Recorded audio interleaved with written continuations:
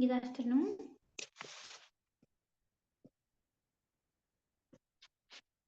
Okay, I'm trying to screen share, but it's not screen sharing, so just give me 1 moment.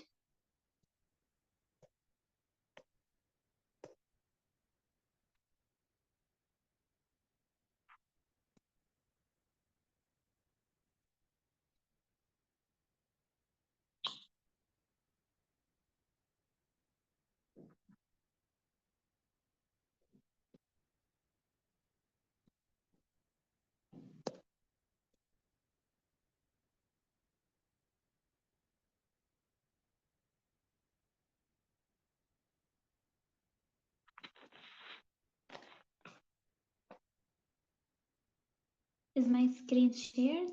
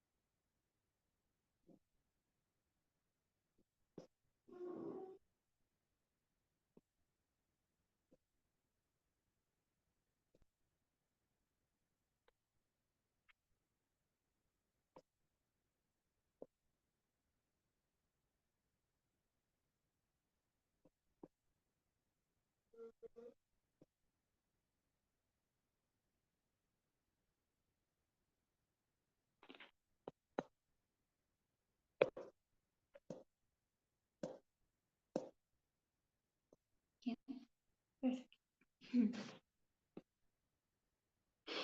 Okay, perfect. Today we speak about the circulatory system and the main things you should know about the circulatory system. So mainly the circulatory system is made up of two cycles. One cycle is called the systemic cycle, and one cycle is called the pulmonary cycle. Okay.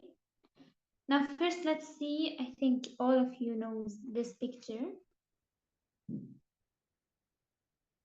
So this is called the pulmonary cycle since we can see the lungs, right? So here we have the capillaries of the head and forelimbs. This is the pulmonary artery. Everything in blue is the oxygenated blood. Everything in red is the deoxygenated blood. We have the capillaries of left lung, we have the capillaries of right lung, we have the aorta, we have the left ventricle, the left atrium, and the right atrium and the right ventricle. The ventricles are the chambers which are sitting down the heart, and the atriums or the atria are the ones above them. We have different kinds of valves between them. We have the bicuspid and tricuspid valves. These are the valves which are between the atria and the ventricles, AV valves, and we have and we have the other kinds of valves which are the aorta and the pulmonary valve. Now let's speak more about this circulation. Okay, so the main steps in this systemic circulation. What happens here? Number one thing that happens in this all circulation is oxygenated blood, clean blood leaves the left ventricle. So the number one part of the circulatory system, that the number one part in the heart is the left ventricle that works. So one is left ventricle. Oxygenated blood, clean blood, leaves this left ventricle of the heart through the aorta. So we start with the left ventricle. Cannot edit. It's okay. So We start with the left ventricle, and then we take the oxygenated blood going up the aorta. Okay? And then the aorta is the largest artery in the body, is the aorta. The aorta branches off into smaller arteries that carry the oxygenated blood to the body tissues and organs. So this aorta will take all of this oxygenated, clean blood to all the organs in the body. The arteries, they start to continue to branch into smaller arteries, which are called the arterioles, which are smaller than the arteries and smoother. And these arterioles will then branch into capillaries.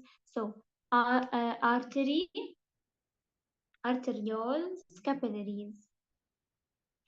In the capillaries, oxygen and nutrients are delivered to the body cells, and carbon dioxide and waste products are picked up from the cells. The deoxygenated blood, then, since we already reached the tissues and the tissues are producing CO2, now the blood is no more oxygenated, now the blood is deoxygenated. This deoxygenated blood enters the venules. Venules are the small veins. And then these venules will merge into larger veins that carry this deoxygenated blood back toward the heart. The larger veins, such as the superior and the inferior vena cava, return this deoxygenated blood to the right atrium of the heart. So we started with the left ventricle. We took oxygenated blood to the aorta, from the aorta to the organs. When he reached the organs, the blood is no more oxygenated, the blood is deoxygenated. Deoxygenated blood goes to the veins. These veins will go to the inferior, and inferior which is down, and superior which is up. So to the inferior and the superior vena cava, for this deoxygenated blood to reach the lung and to be clean again. So what happens here? The larger veins, as I said, such as the superior and the inferior vena cavas, they return this deoxygenated blood where to the right atrium of the heart. From this right atrium, this deoxygenated blood flows into the right ventricle, since it comes from up, from the inferior and from the superior vena cava. It will take this deoxygenated blood and put it inside in the ventricle, right? In the right ventricle. And then it pumps it through the pulmonary arteries to the lungs for oxygenation. Okay? After being oxygenated in the lungs, the blood returns where? To the left atrium, and this cycle will start again, then to the aorta, and then to the veins, and this happens again and again. Okay? So, this systemic circulation or the pulmonary circulation that's happening here, it's the main body circulation which happens. So let's try to write a summary together.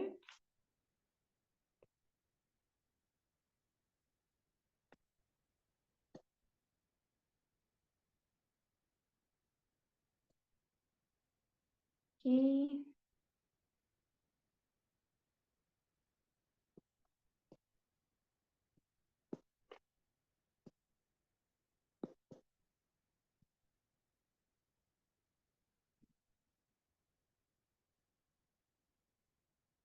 I'm showing.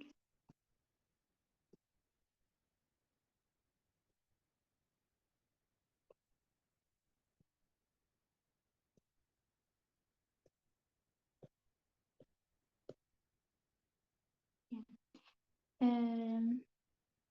Okay, we have to send the link to Sartak. Just 1 second. Let's see.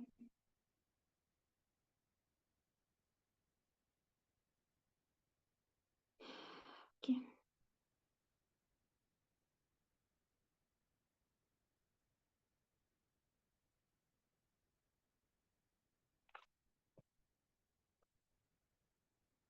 Okay. So we start with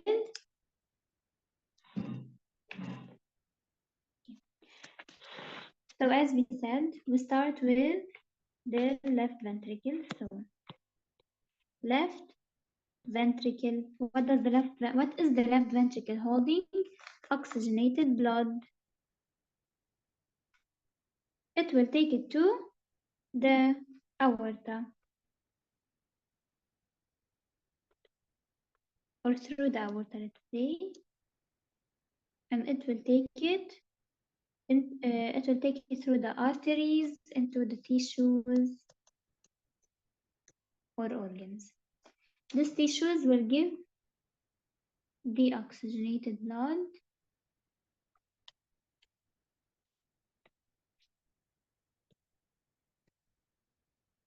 and then this deoxygenated blood, it will go to the veins.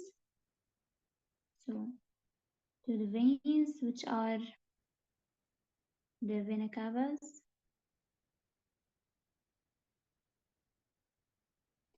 And then from the superior and inferior vena cava, it will go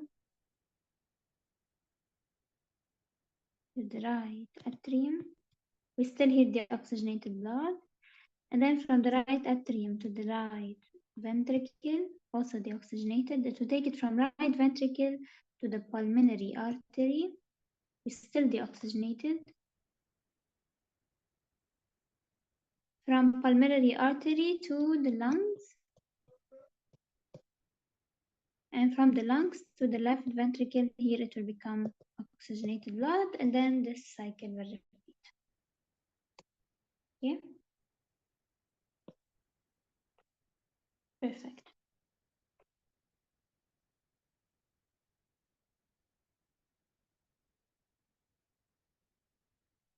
Okay.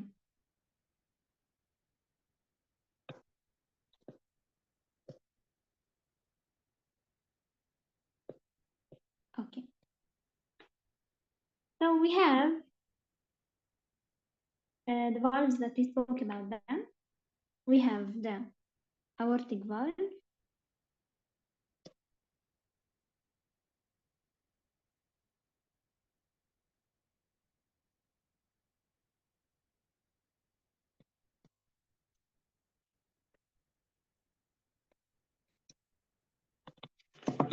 I'm writing 1 second.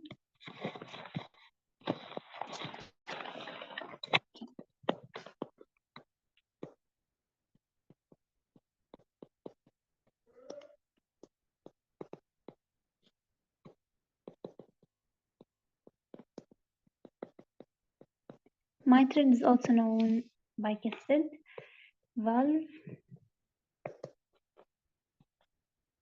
tricuspid valve,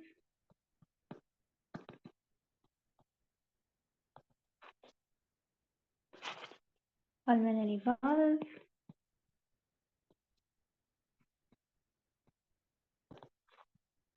we have the venous valve, we have the semilunar valve,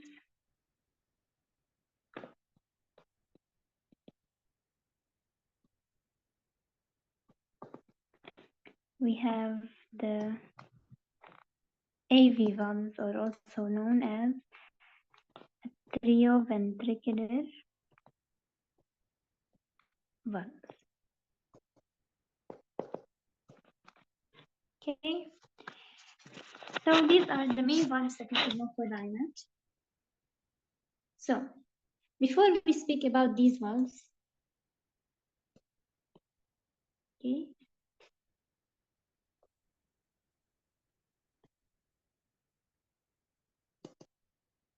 again, I cannot screen share. Let's stay on the whiteboard. Perfect. So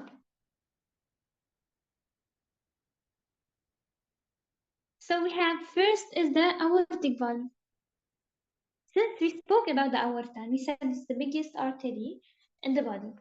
This means inside this artery, for the blood to be flowing inside, there is a valve that closes and opens according to where or to the position of this circulation and in what time it's happening. This time it's oxygenated, okay, I close. This time is deoxygenated, I open. So since the aorta, of course it needs an aortic valve inside.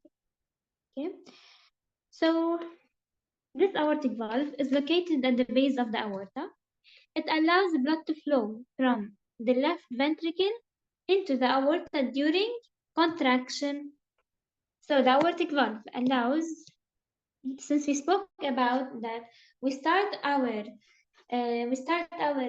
circulation by the left ventricle, and the left ventricle takes the oxygenated blood to the aorta.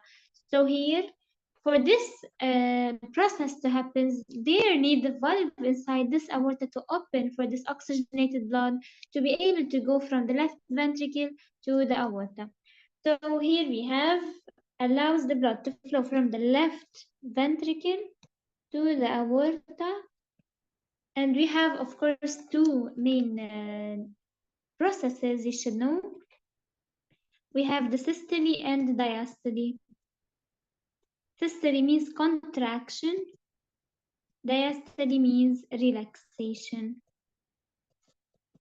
So during the systole, during the activation of this process or this systemic circulation, this aortic valve will open for the oxygenated blood to go from the left ventricle to the aorta. And of course, another function is it prevents blood flow during diastole. How does it prevent blood flow? It closes. So by closing, it prevents the blood flow. So here we have the systole, and here is the diastole, the two functions of the aortic valve. The mitral valve, or also called the bicuspid valve. The mitral valve is situated between the left atrium and the left ventricle. So here between the left atrium and the left ventricle. So bicuspid left, okay? Allows the blood to flow from the lungs into the left ventricle during diastole, okay? So this aortic valve works mainly during systole. Mitral valve works mainly during diastole. What does it do during diastole? It allows blood to flow from the lungs to the left ventricle. Okay. You can take it as what is systole, what is diastole. We can take it as systole is the summary that we did, the circulation or the sequence that we wrote, and the diastole is the opposite of it, from the end to the beginning. So from the lungs to the left ventricle, it helps during diastole. However, during systole, it closes. Why does it closes? To prevent blood flow. Tricuspid valve, it's the same of the mitral valve, but its position is between the right atrium and the right ventricle. And of course, it works also during diastole. Okay. So what does it do during diastole? It allows the blood to flow from the body into the right ventricle, so from the tissues to the right ventricle. Okay. However, during systole, what does it do? It prevents the backflow by closing. Pulmonary valves, it is located at the base of the pulmonary artery, allowing blood to flow from the right ventricle to the pulmonary artery.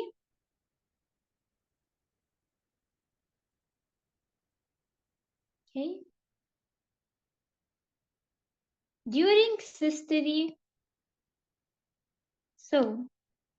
during systole, it allows the blood flow from the right ventricle to the pulmonary artery.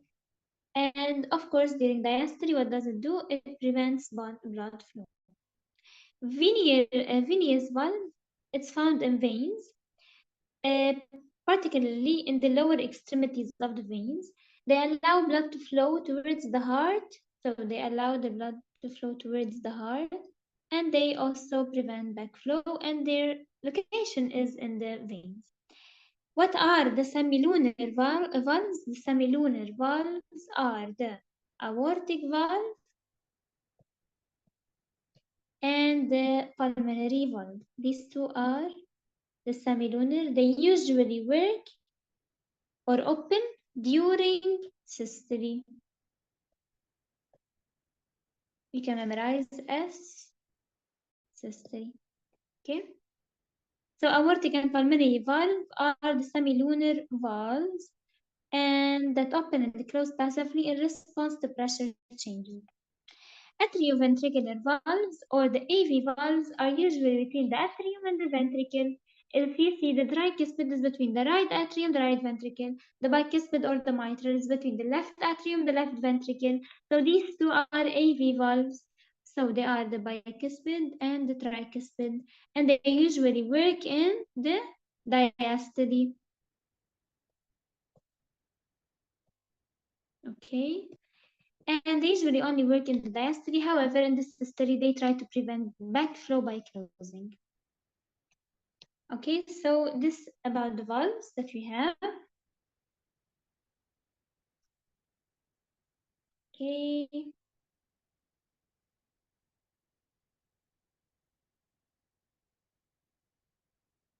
Perfect.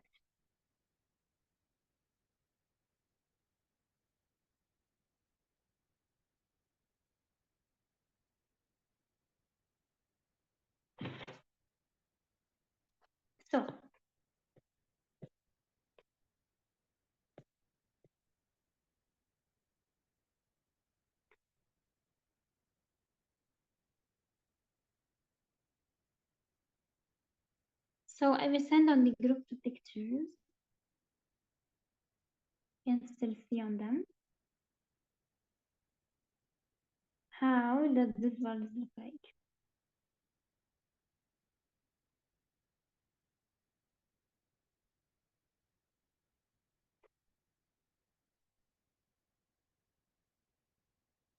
So if you see in the first picture, we have the aorta going from the left ventricle, and then we have aortic valve inside the aorta. We have the right ventricle, and we have, if you see, the pulmonary valves inside the right ventricle. We have the tricuspid valve between the right atrium and the right ventricle, and we have the bicuspid valve or the mitral valve between the left atrium and the right and the left ventricle. You can see here tricuspid and bicuspid. There's an R here, means right. So this is left. Okay. Perfect.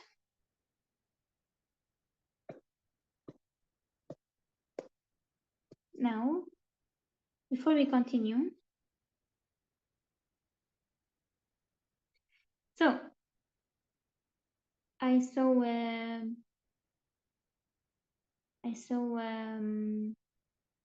Sayed's asking diastole AV valves open.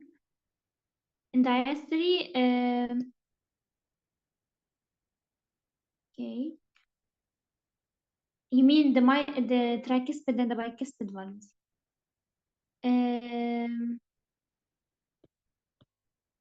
Yeah, both of them. Because we said that usually the AV valves that they work on diastole and they try to prevent backflow on systole. However, the other kind of valves, which are the semilunar valves, they open on systole, but they try to prevent backflow on diastole. So AV valves in diastole, yes, they open. However, the semilunar, they close. However, this when the heart contracts, when the heart relaxes, I mean, in diastole, when the heart relaxes. So when the heart contracts, the inside, if you can imagine it in a way that when the heart contracts, the inside tries to hold pressure as much as possible, so they close it and try to hold pressures, and the outside work, which are the semilunar valves. However, when we have diastole, means when it relaxes, the inside opens and the outside closes.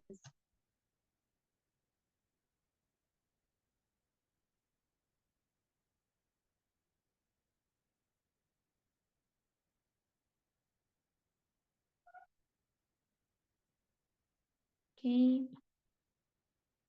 so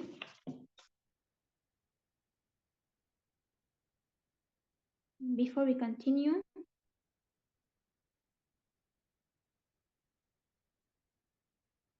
I want to make sure that I spoke about all the slides. Second, yeah, let's speak about this. Okay, so all arteries carry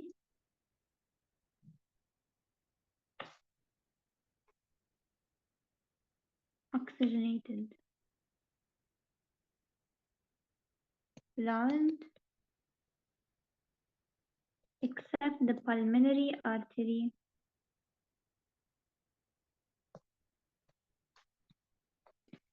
All veins carry deoxygenated, we have an E here and E here, blood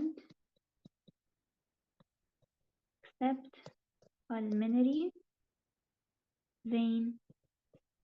So pulmonary artery holds deoxygenated blood and the pulmonary vein holds oxygenated blood. Okay. Another thing you should know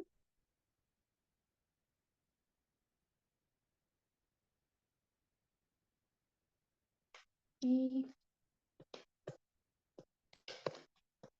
the shape of the vein and the artery and how do they look like. Okay.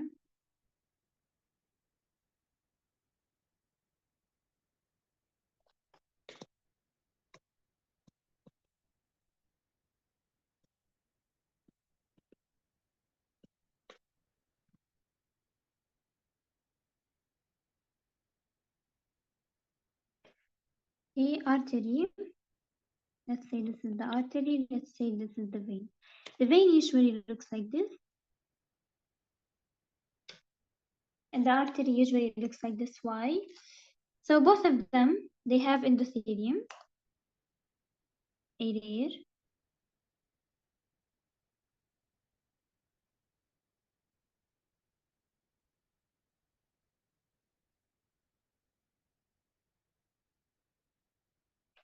Both of them have smooth muscle.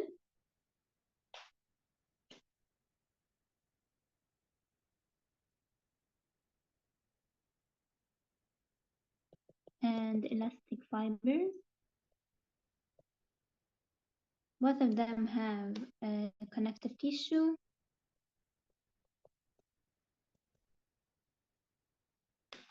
However, the vein has a valve, which is inside, and the artery does not have a valve. Why? Because the vein can have a higher probability to have backflow inside, so that's why preventing the backflow of the deoxygenated blood inside it, so it should have valve, so to prevent backflow of blood. Another thing, artery can hold more pressure. Arteries usually are thicker.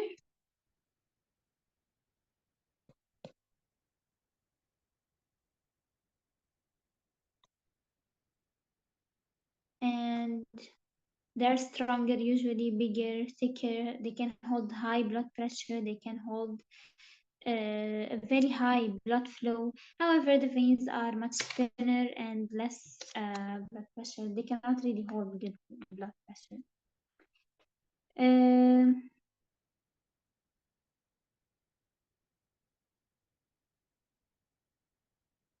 Okay.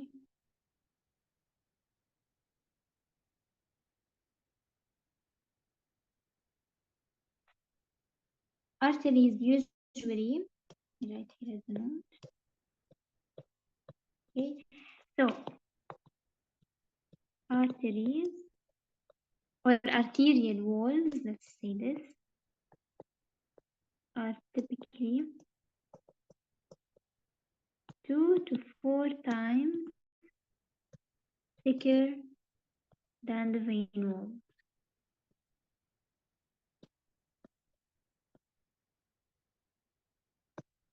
Yeah.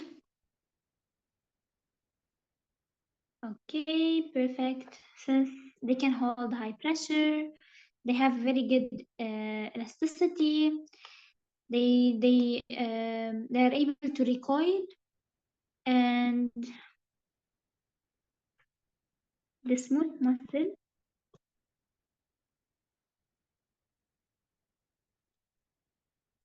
in arterial walls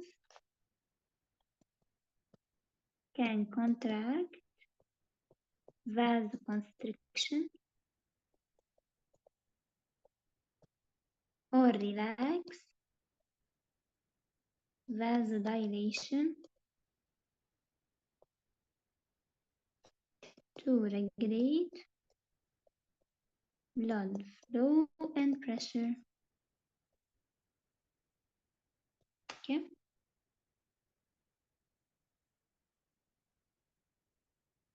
However, the veins they are more suitable for less blood pressure or lower blood pressure.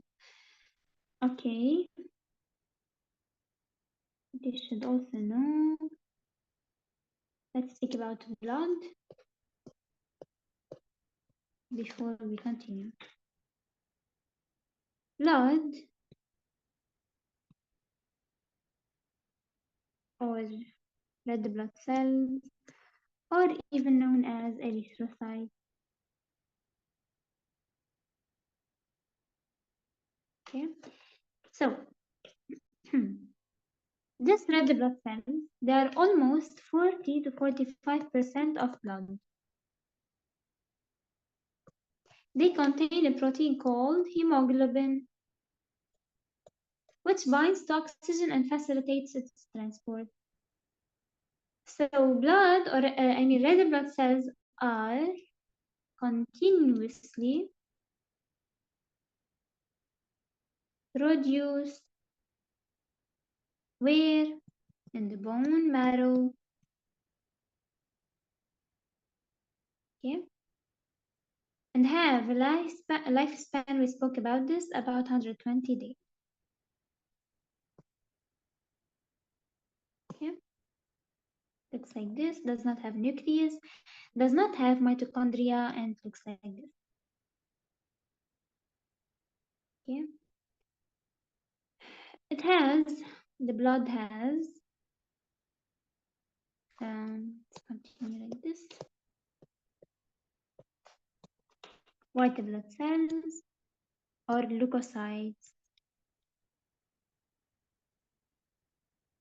It makes 1% of the blood, and usually white blood cells are immune cells. They defend against infection and diseases like neutrophils, lymphocytes, monocytes. These are all white blood cells.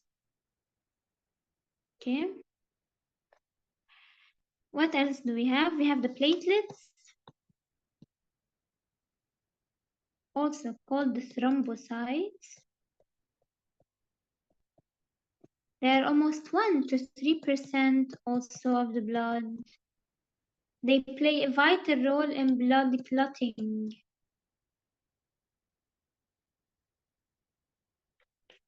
And tissue repair, who also plays in blood clotting, vitamin K. Okay, and we have at the end the plasma, which makes 55 to 60% of the blood, the most one. It contains proteins, minerals, hormones, enzymes, and other kinds of substances that support the body's functions. The main components they have of the plasma are albumins. All of these are proteins. Globulins also are proteins. Fibrinogens. Fibrinogens, what do they help? They help in also blood clot.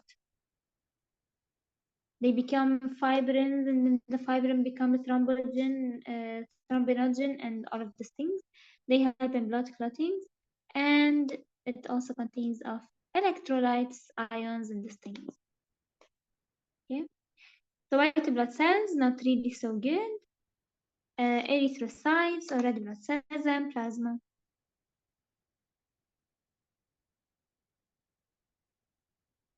So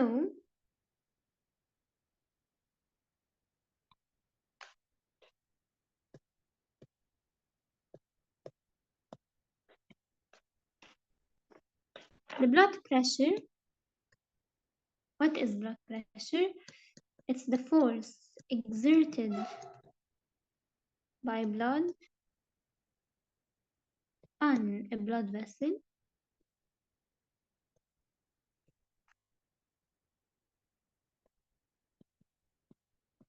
typically around 120 per 80.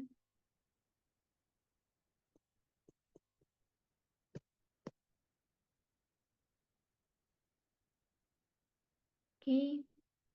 How does this amount of blood pressure is regulated? It depends. We have vasodilation and vasoconstriction. Vasoconstriction is the narrowing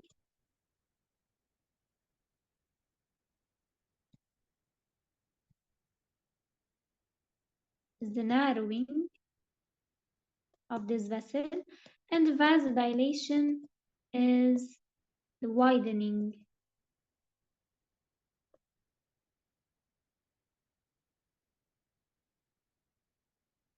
Okay.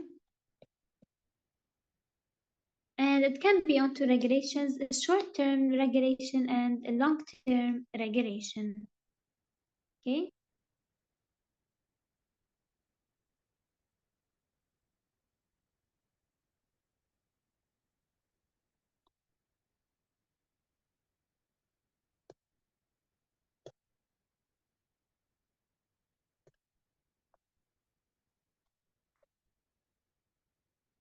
Okay.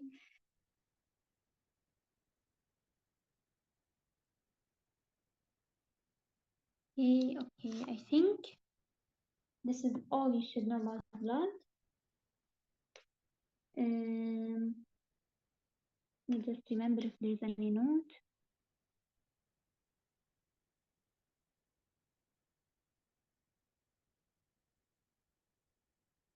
Yeah, 1 second, let me just make sure where's the note.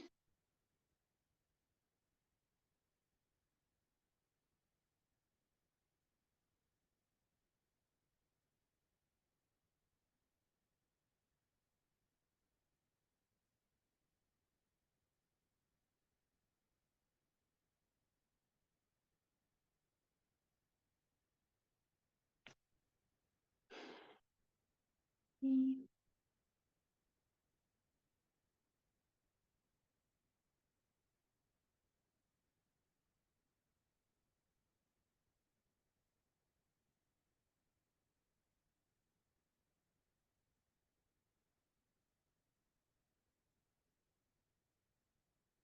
Okay.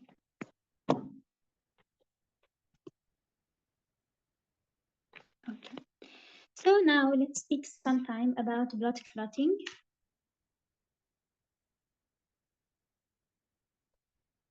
And how does it happen? So, how does this blood clotting happen?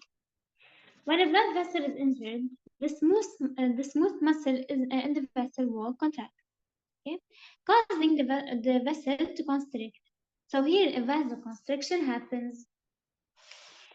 This helps to reduce blood flow and limit the bleeding. The number one thing that happens after you get injured is the vasoconstriction. So injured,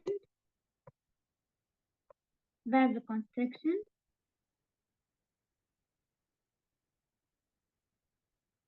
or the narrowing of this blood vessel. What happens the moment that this happens, that this blood vessel is constricted, okay? Why this vasoconstriction happen? The reason of this narrowing of the blood vessel to reduce this blood flow and limit the bleeding, to try to stop the bleeding, okay? So tries to make it smaller. After this, the body says, okay, now we try to finish from the first part, which is not allow this person to lose more blood.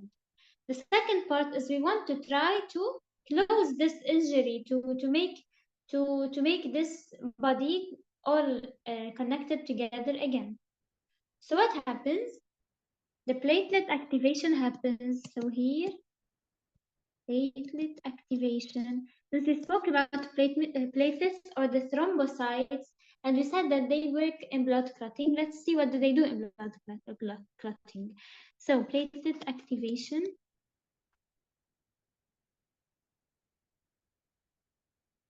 Okay. And aggregation.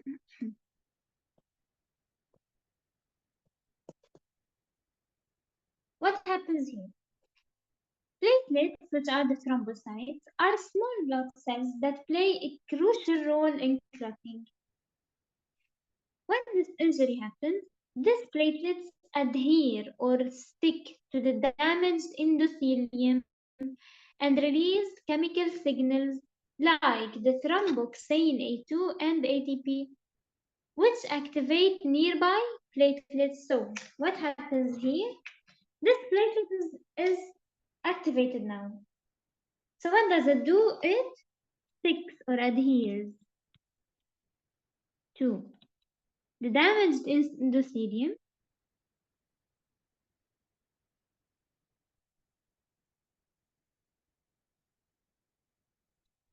and release chemical signals like the thromboxane A2 and ADP, which activate other platelets. So step one, vasoconstriction to prevent blood flow, to prevent blood, to reduce blood flow. And the second is the platelet activation to activate other platelets. Now, this activated platelets change shape and aggregate. So they change their shape. So they change shape and gather all together, forming a plug at the site of the injury. So they form a temporary plug at the site of the injury. So this platelet will activate and it will adhere to the damaged endothelium. It will release chemicals on this damaged endothelium. These chemicals, they will activate other platelets. These platelets are now activated. And then after they are activated, they will all change their shape and then they will gather all of them at the site of the injury and they will create a plug. What happens now?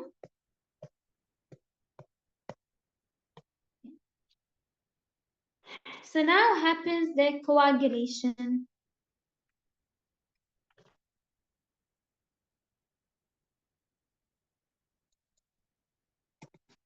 Okay. So intrinsic coagulation happens. The intrinsic coagulation pathway is initiated when the blood comes into contact with the collagen and other substances within the damaged vessel wall. So this blood, it will come into contact with the collagen and then in this damaged wall to start this coagulation. This pathway involves a series of enzymatic reactions that activate various clotting factors. We have so much clotting factors, which are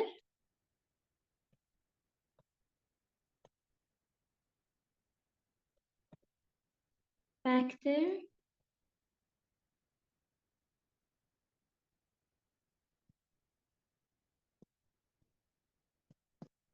Okay. After all of this activation of all of these clotting factors, then we have the activation at the end. At the end, we have the activation of the factor X. This factor X is the key enzyme in all of this coagulation. So the main coagulation happens by initiating from the blood that comes in contact with the collagen. When it comes in contact with the collagen, it will initiate these factors. These factors will start working, ending up with the factor X, which is the key one for the coagulation and for trying to heal up this injured part of the body. This is the intrinsic coagulation. We have two types of coagulation. We have the intrinsic and the extrinsic. So this is the intrinsic coagulation, which ended up with the product which is called the factor X. Now let's go for the extrinsic coagulation. What happens in this coagulation? So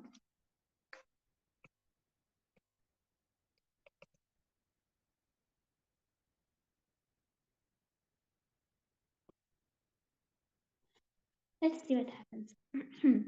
The extrinsic coagulation is triggered by the release of tissue factor, which is the factor 3,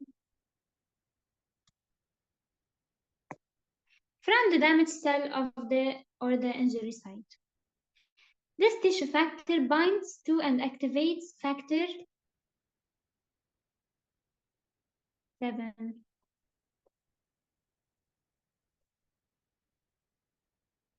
And after the activation of this factor, it will activate the factor X again, leading to the extrinsic coagulation. So, if you think of it, the intrinsic coagulation and the extrinsic coagulation, both of them, they lead to the same product, which is the factor X. However, each one of them uses a way to activate this factor X. The first one, it uses collagen to produce, to work on these factors, which are all the factors that we said, and then it will activate the factor X. However, the extrinsic one, it will just activate these two factors to activate the factor X. However, if you see, the end product is the same for the intrinsic and the extrinsic coagulation. And if you see, if both of them are trying to activate the same one, which is factor X, this means that factor X is the most important factor in all of these factors for the coagulation of blood to happen, for the blood clotting to happen. Okay? So both the intrinsic and the extrinsic pathways converge on the activation of factor X, which is the central enzyme in the common coagulation pathway. Activated factor X along with its cofactor, so it has a cofactor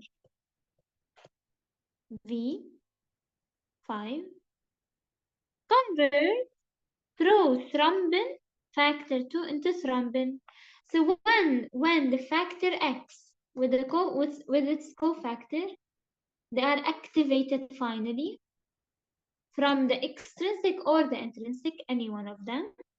What happens here? It will convert the prothrombin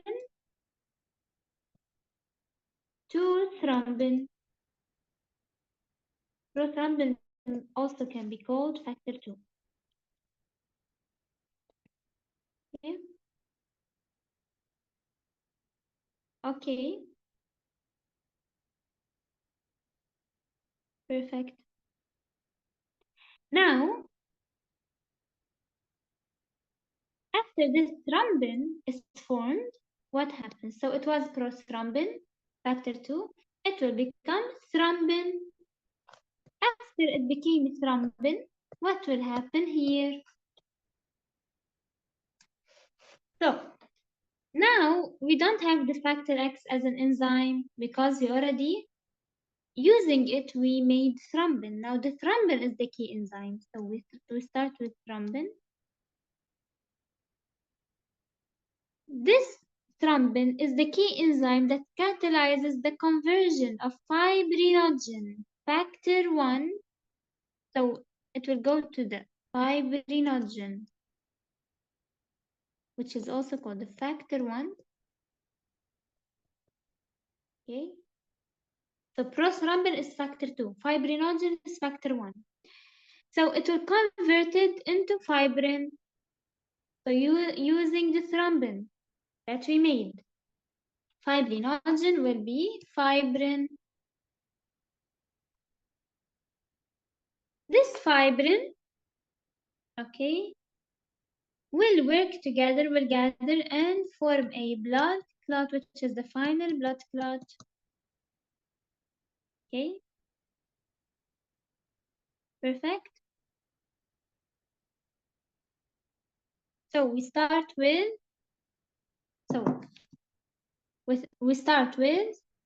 the platelets. The platelets are activated. They activate other platelets. The other platelets, they activate factors. The factors activate factor X by extrinsic or intrinsic coagulation. Factor X is finally activated. This factor X will help in transforming the prothrombin factor 2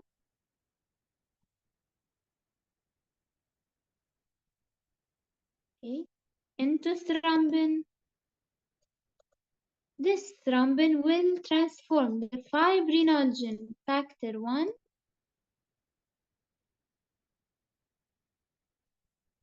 into fibrin. This fibrin will gather and will form blood clot. This is the main sign. So this is all about blood clotting. If you were asked, you already know about it. Let me just put the laptop to charge. Okay.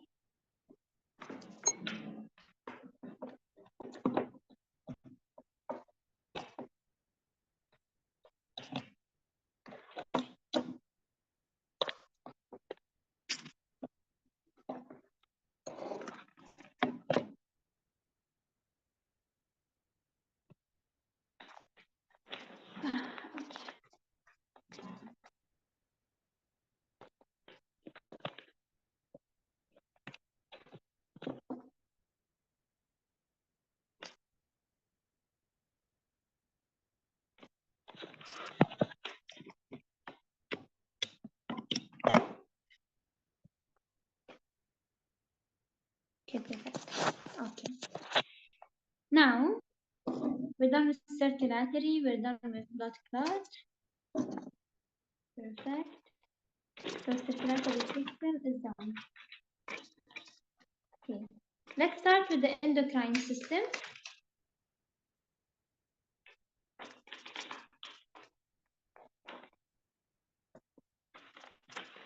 So,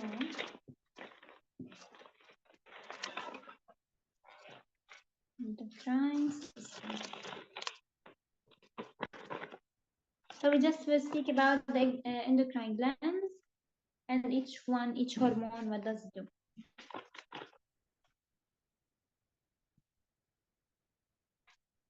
So, let's see each one of them. Let's go ahead.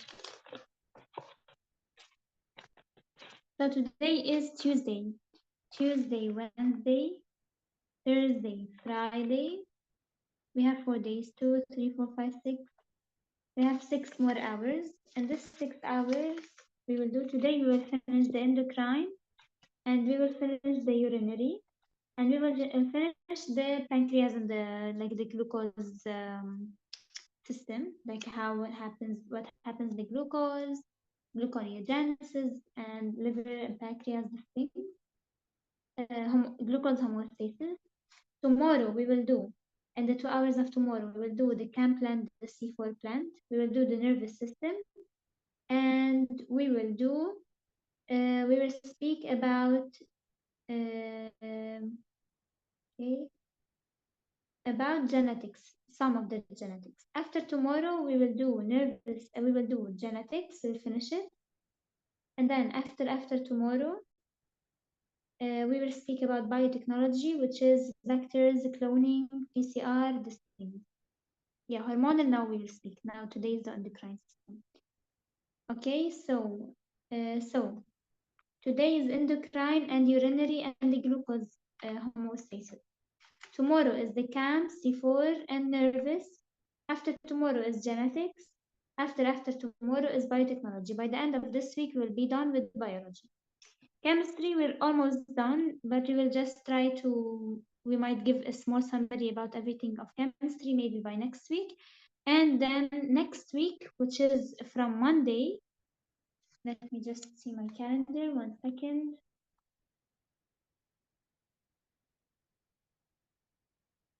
Okay, so Friday is 30, Monday is 2. So on 2 July, 2, 3, 4, 5, this 4 days, they will be only solving. And then we will end the session. On 5, on the 5th of September, not July. On the 5th of September, we will be done with everything. So this week will be mainly biology. Next week will be solving. Okay. We will do 4 days of solving, means 8 hours of solving, just solving. Okay. Now we have to do the endocrine system.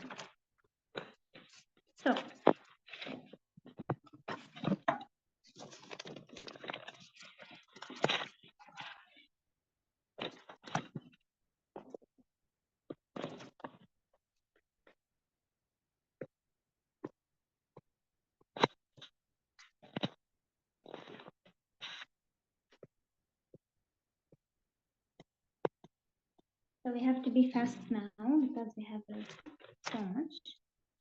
So, endocrine system.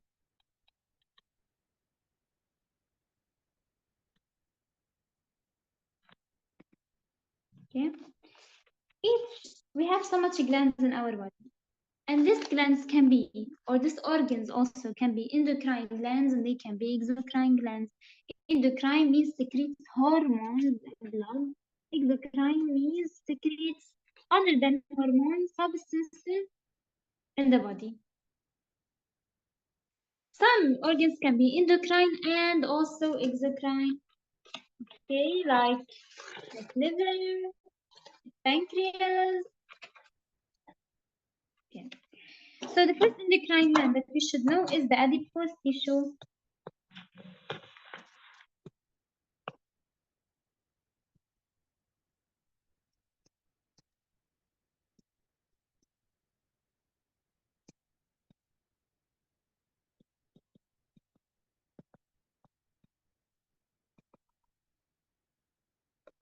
The adipose tissue secretes a hormone which is called the leptin. This leptin binds or has a receptor on the hypothalamus. What does it do on the hypothalamus? This leptin can go all over the body. However, it does have only receptors to bind on in the hypothalamus. It will go and sit on the hypothalamus. What happens when it sits on the hypothalamus? It will suppress appetite, means hunger. So suppresses appetite. We're done with the adipose tissue. It's so easy. Produces leptin hormone. Have receptors on the hypothalamus. It suppresses appetite. Done. 2. The adrenal cortex.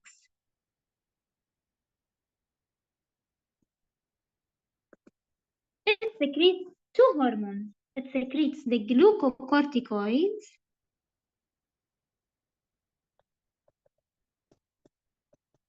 and this adrenal cortex also secretes the aldosterone.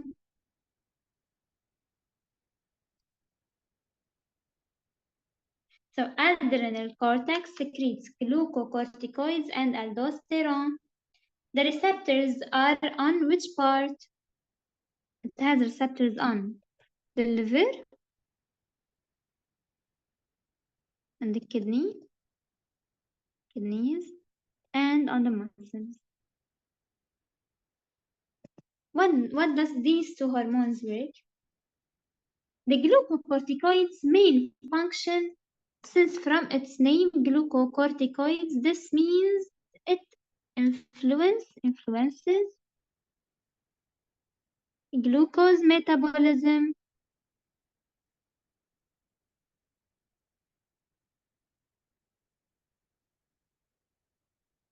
or influences gluconeogenesis, or you can also say it influences proteolysis or lipolysis, means destruction of proteins, destruction of lipids to produce glucose. So glucocorticoids influences glucose metabolism or influences gluconeogenesis.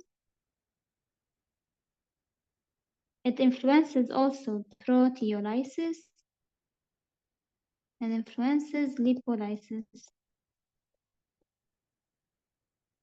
However, the aldosterone, it promotes Na plus relention, so it promotes the Na plus relention. However, the K plus excretion. Okay. So now we have two glands we spoke about, the adipose tissue and the adrenal cortex. Adipose tissue produces leptin. Leptin have receptors on the hypothalamus and it suppresses appetite. Adrenal cortex, it produces glucocorticoids and aldosterone. Glucocorticoids and aldosterone have receptors on muscles, on liver, and on kidneys. And the glucocorticoids influences the glucose metabolism. However, the aldosterone, it influences or promotes the Na plus relention and the K plus excretion. Okay. Let's continue. The adrenal medulla.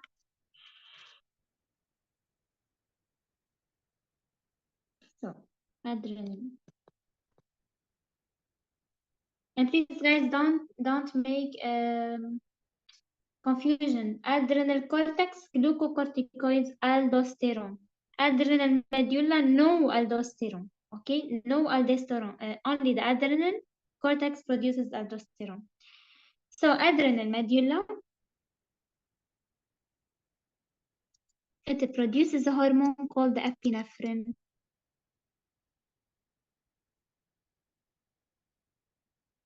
Okay. This hormone have receptors on the heart, have receptors on the bronchioles, have receptors on blood vessels. Okay.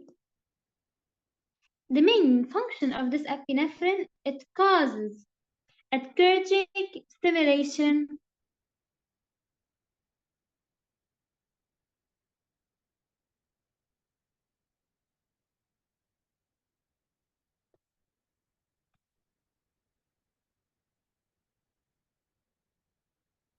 Okay. Now let's speak about the heart. How is the heart an endocrine gland? It produces a hormone which is called the atrioretic hormone.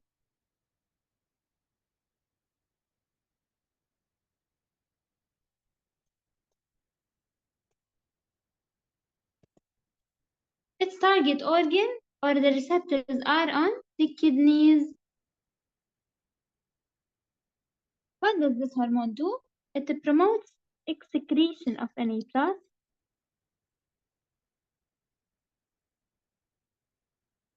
Okay, perfect. And the urine.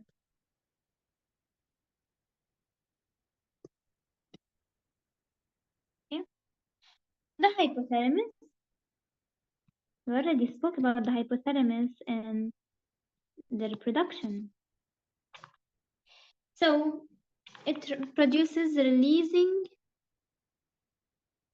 and inhibiting hormones. Plus, the hypothalamus also produces dopamine. Okay. The releasing and inhibiting hormones, if you remember when we said GnRH, and then it sent it to the pituitary, if you remember yesterday in the production. GnRH is called the gonadotropin releasing hormone. What does gonadotropin means? Means gonads. It's working on the sex cells, on the gonads, on the sperms and the ova. Releasing hormone. Okay. So the hypothalamus produces releasing and inhibiting hormones and also produces dopamine. Its main target organ is the anterior pituitary. We spoke about this yesterday. So anterior pituitary. Okay. And the main function is to regulate anterior pituitary hormones. If you remember, after the hypothalamus produced the GnRH yesterday, if you remember, the moment the receptors of the GnRH were on this anterior pituitary and they set on the anterior pituitary, they gave a sign for the anterior pituitary, okay, look, you can now work. The anterior pituitary started producing hormones, which are the LH and the FSH, if you remember. So what is the main function of this hypothalamus is to allow the anterior pituitary know that now you can produce your hormones. So it regulates these hormones, allow it to produce them, gives it a sign. Okay?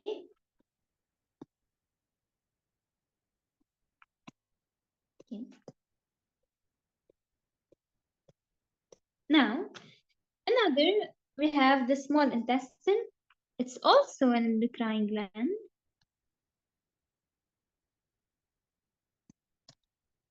It produces a hormone which is called the secretin.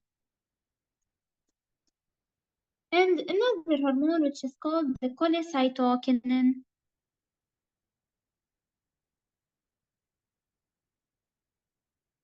Okay? Its main organ or the target organ are the stomach, the liver, and the pancreas.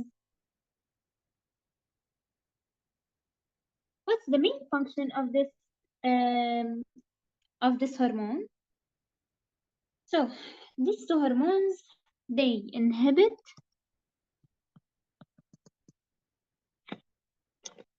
gastric motility,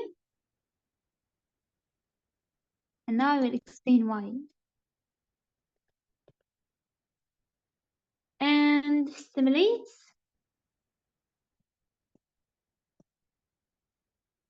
bile, liver, bile. And when we said heart, we said kidneys means urine. When it works on the kidneys, it means working on the urine. When it's working on the liver, it's working on the bile. So stimulates bile and pancreatic juice secretions.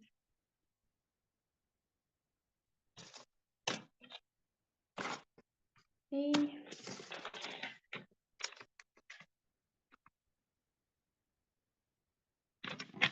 Okay. So this secretin, this small intestine cannot hold the acidity of the gastric juice because only the stomach can hold this huge acidity since it has a very thick membrane. So then the small intestine will try to find an enzyme, will try to find a hormone to produce to be able to regulate this pH of the gastric juice. Since it's super acidic in the stomach to try to churn chemically and mechanically the products and the nutrients inside to end up with very small pieces of them for the reabsorption that happens in the small intestine by the blood. So it produces a hormone which is called the secretin. The secretin hormones try to inhibit and not allow the motility and the availability of this gastric juice inside of the stomach and tries to inhibit its pH so it does not destroy our small intestine. However, when it works on the liver and the pancreas, this secretin and this cholecytokinin, it stimulates the bile, it allows the bile to go out. Why? Why does the bile exist? And the pancreatic juice secretion. So when it works on the liver, it stimulates the bile. When it works on the pancreas, it stimulates the pancreatic juice secretion. When it works on the stomach, it inhibits the gastric motility. Let's speak more about the bile before we continue. Let's have some points and things about the bile. So, okay, so the bile, what does it do? Let's see.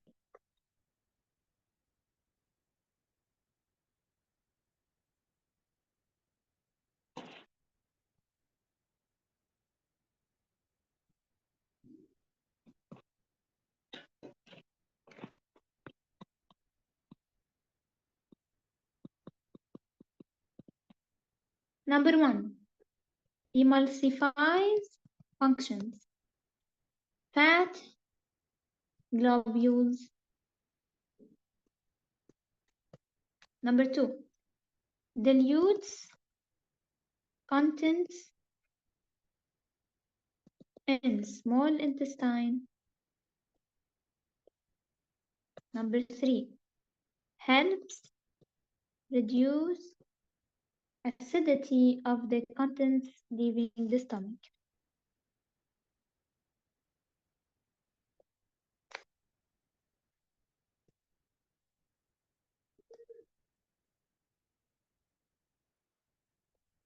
So the bile, it emulsifies fatty globules, it dilutes contents in small intestine and helps reduce the acidity of the contents leaving the stomach. The bile usually works like the lipase enzyme. It tries to decompose these fats because fats are really hard to decompose. So they need something stronger than the lipase, which is the bile. It tries to dilute contents in the small intestine and it tries to reduce this acidity that's going out of the stomach because the bile is mainly produced in the small intestine to allow this acidity to be done. Who produces bile is the liver, and who stores bile is the gallbladder, and who stores bile also is the liver. And let's continue. So,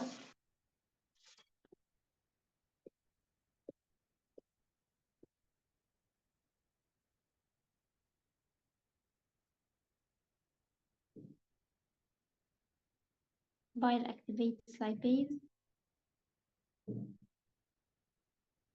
No, lipase is already activated. It's an enzyme that starts working on lipids.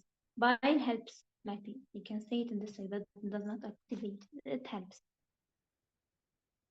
Because fats are really hard. Because, like fatty acids and all of these big molecules which have so much ATP inside, which have so much strong bonds between them, ester bonds between them. So they need something which is so strong, an enzyme which is super strong to destroy it, to decompose it. So lipase decomposes. We're not saying that lipase does not.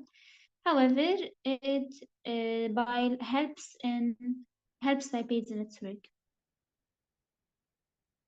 Activates pancreatic lipase. It's the same. Like they won't come and tell you, okay, activates or help. It's the same. Like I don't think you should memorize, okay, it activates. You should memorize that bile, the main function of bile, not like it activates. It helps lipase. Same thing. Even activates is a kind of word which is normal. Like it won't be this detailed asking. But of course, like when you see bile, you see lipase. Both of them, they work. You can say they coordinate together to decompose this fatty globule.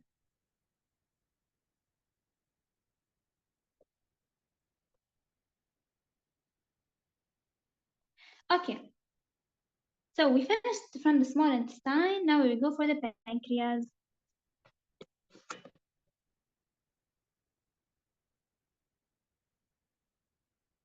Pancreas is an endocrine gland that produces the insulin,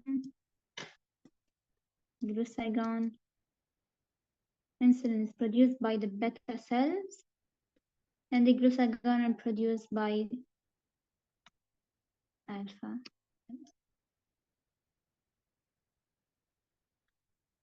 Yeah,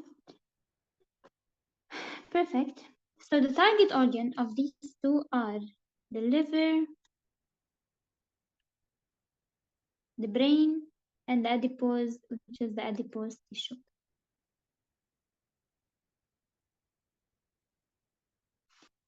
What does these two do? We will speak about them in detail, of course, but now let's speak in general. So insulin promotes cellular uptake of glucose and formation of glycogen and fat. So what does insulin do? Insulin tries to decrease the glucose in blood. When insulin finds out, okay, this person has a very high amount of glucose, so it goes and it accumulates these glucose molecules together, it makes them glycogen, all of them, and then it packs them into glycogen and fats and put them in the body.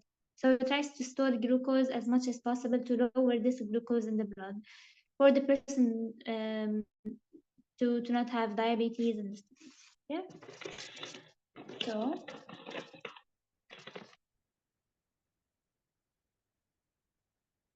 okay. However, the glucagon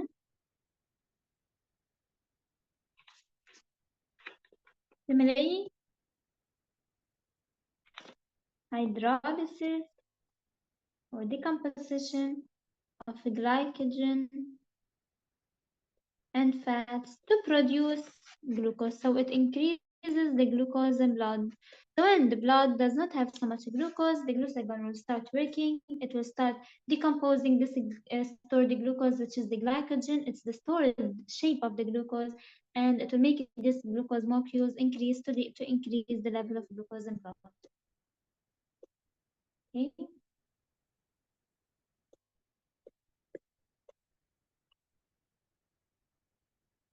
Perfect. Now let's speak about kidneys. What did I say?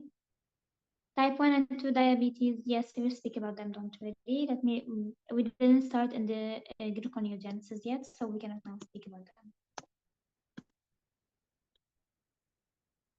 Okay. Kidneys. Okay. So,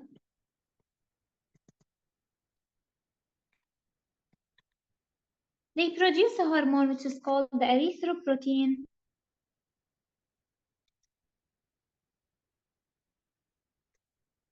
This hormone, main receptors are on the bone marrow. Why the bone marrow? If you saw erythrocytes, red blood cells, are mainly in the bone marrow. So, of course, the receptors will be in the bone marrow. Perfect. And the main role of this erythroprotein is to stimulate red blood cell secretion.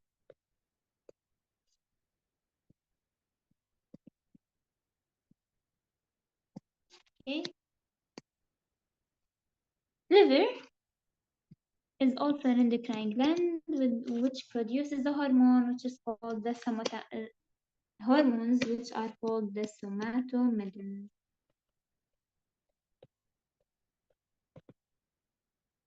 This hormone have receptors on the cartilage. Okay. And these somatomedins, where did you see the word somato? If you remember, we spoke about somatic cells and sex cells. So this word means cells, means tissues. So what is the main function of this somatomedins? They stimulate. So this means they have something to do with the cells, since it's somato. So stimulate cell division and the growth.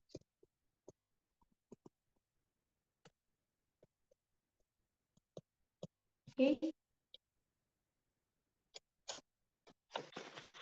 Now, another one is the ovaries. Ovaries, we spoke about it yesterday. It produces the estrogen and the progesterone.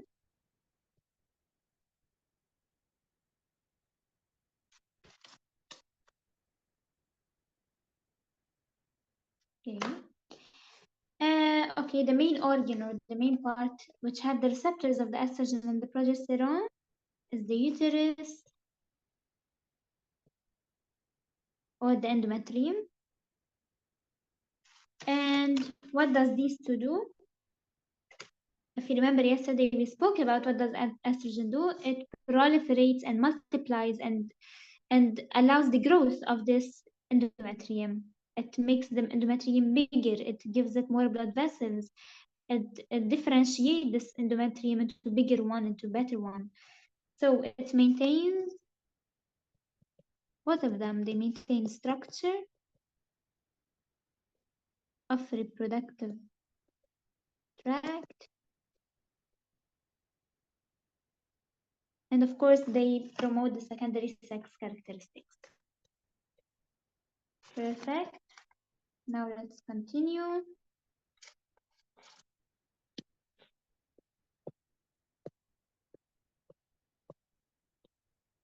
We have the parathyroid glands, which are the other endocrine glands. So parathyroid gland. Okay.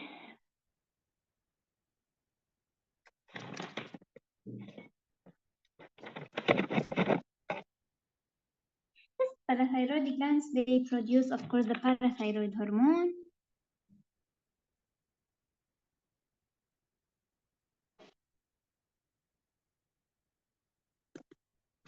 The target organ of the parathyroid hormone is on the bone. Why on the bone? Because mainly CA2 plus is in the bone. Parathyroid works on calcium, small intestine, and on kidneys. The main function of this parathyroid hormone is to increase concentration of CA2 plus in blood. If there is no so much calcium in blood, this parathyroid hormone tries to increase it. However, let's speak about not the parathyroid, the thyroid gland.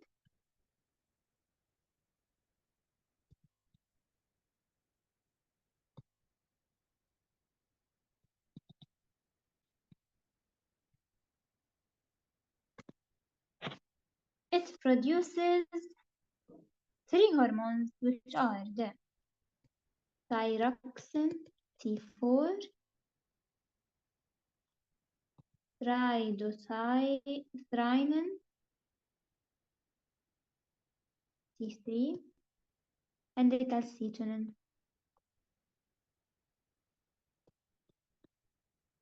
The thyroxine T4.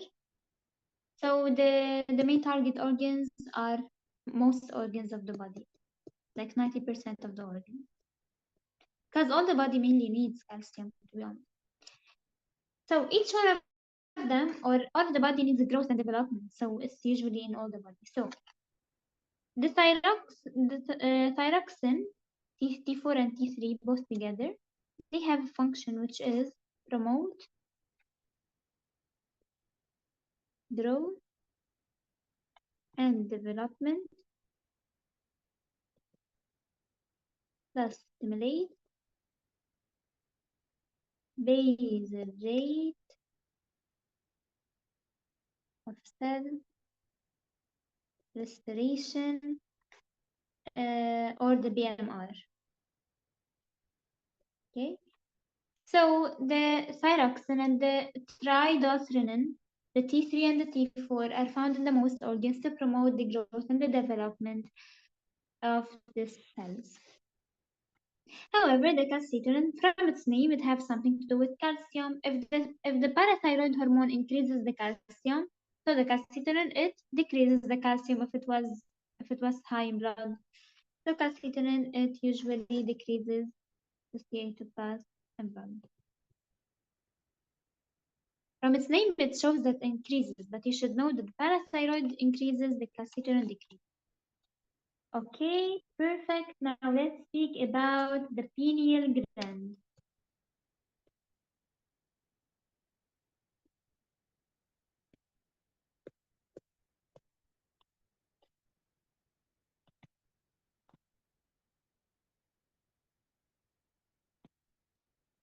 The pineal gland mainly produces the melatonin.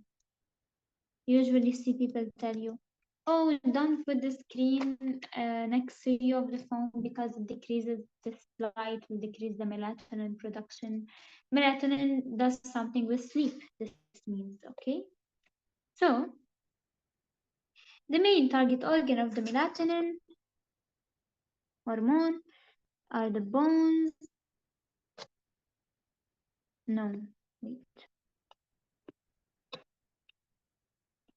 Are the hypothalamus and the pituitary.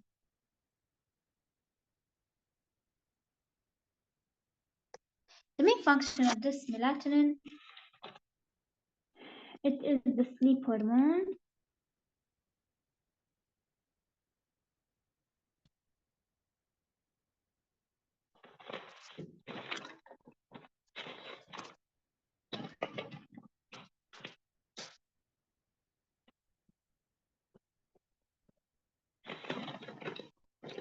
So it is the sleep hormone and it affects the gonadotropic hormone. Who is the gonadotropic hormone? It's the GnRH. So guys, if you don't sleep well, your reproductive system will be affected. How is this? The hormones, the estrogen, the project. Since we spoke about the GnRH, it affects LH and FSH. FSH and LH, they affect estrogen and progesterone. So this means it affects your reproduction. So if you don't sleep well, and also the testosterone also it is affected in both males and females. So sleep well, so your body stays systematic in a good way. Okay. So this melatonin, it affects mainly the GnRH, which is in the hypothalamus, to regulate and regulates it, and it's the sleep hormone. Another thing is, now we will speak about the pituitary gland. We have the anterior and the posterior, the front one and the back one, and both of them, each one of them has a main hormone that it produces. Okay, so let's speak about the pituitary, the anterior, and the posterior pituitary. So both of them are endocrine glands. Endocrine glands. Anterior pituitary, we spoke about it yesterday. It has something to do with reproduction. Produces FSH, produces LH, produces TSH, produces GH. So the anterior pituitary produces FSH, follicle stimulating hormone, LH, luteinizing hormone, means the luteinizing part of the cycle, which is the last cycle, the main cycle of corpus luteum. TSH is the trophic stimulating hormone, and the GH is the growth hormone. The main target organ of the anterior pituitary is the endocrine glands, mainly all, and since we have growth, when we have a growth in anything, this means mainly all the body, because all the body needs a hormone which grow it, because all of the body is made up of cells, and all of the cells need to grow, need to have mitosis, need to have meiosis.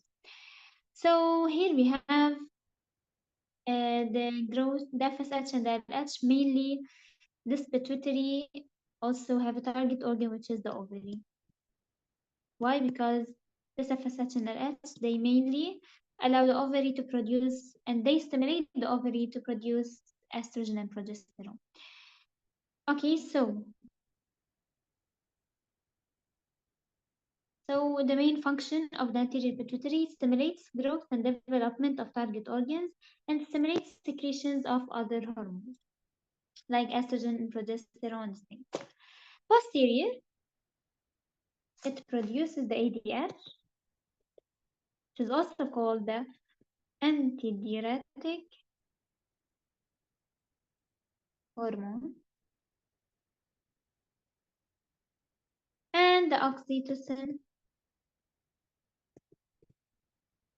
The main target organ are the kidneys, and we will speak about this more in detail. Don't ask questions about it.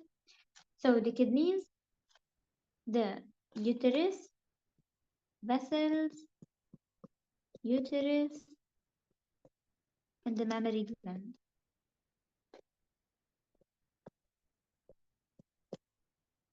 Okay, what does ADH do? What does oxytocin do? ADH main function is promotes H2O retention and vasoconstriction.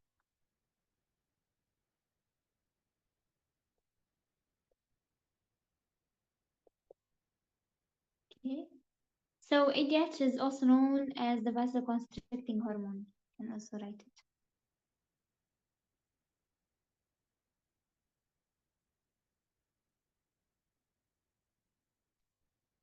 So we'll speak more about ADH. You don't have to know nothing about it now. However, the oxytocin, it stimulates contraction of the uterus. So stimulate the uterus organ. And the kidneys is the ADH, the oxytocin on the uterus. Okay, so stimulates contraction of uterus.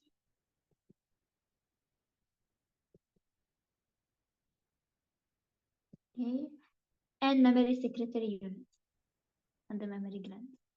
So oxytocin, it usually stimulates the contraction of this uterus from the posterior pituitary. However, the ADH, it works on the water to dilute the water inside the urine on the kidneys. I will speak more about this, don't ask questions.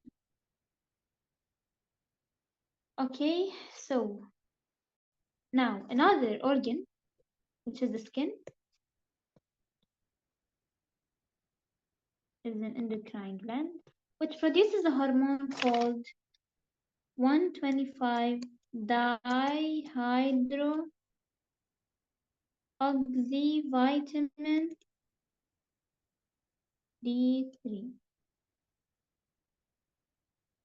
Okay, the main target organ of the skin is the small intestine, and this hormone, it stimulates the absorption of Ca2 plus.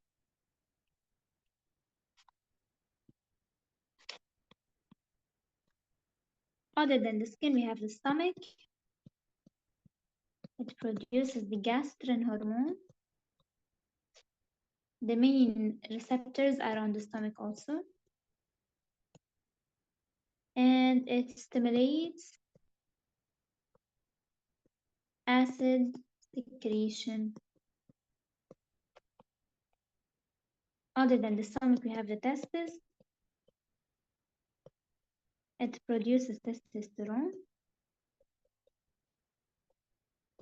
The main target organ are the prostate, seminal vesicles,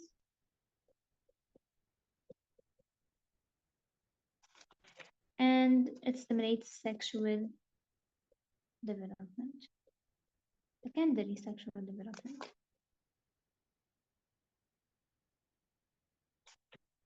Okay, we spoke about the ovary, yes, we spoke about estrogen, progesterone. Now, we speak about the thymus.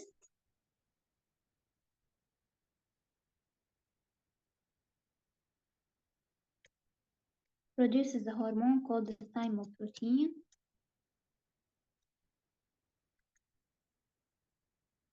The main target organ are the lymph nodes. the main function, it stimulates white blood cell secretions. Here in the thymus, we have the maturation of T lymphocytes, if you remember. So, other than the thymus, we have the placenta.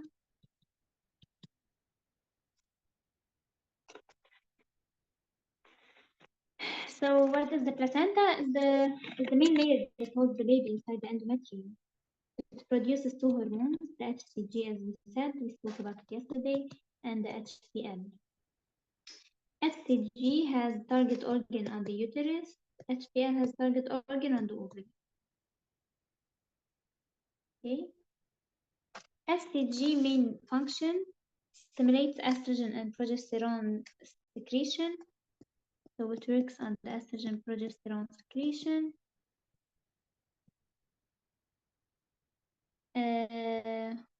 From the corpus luteum.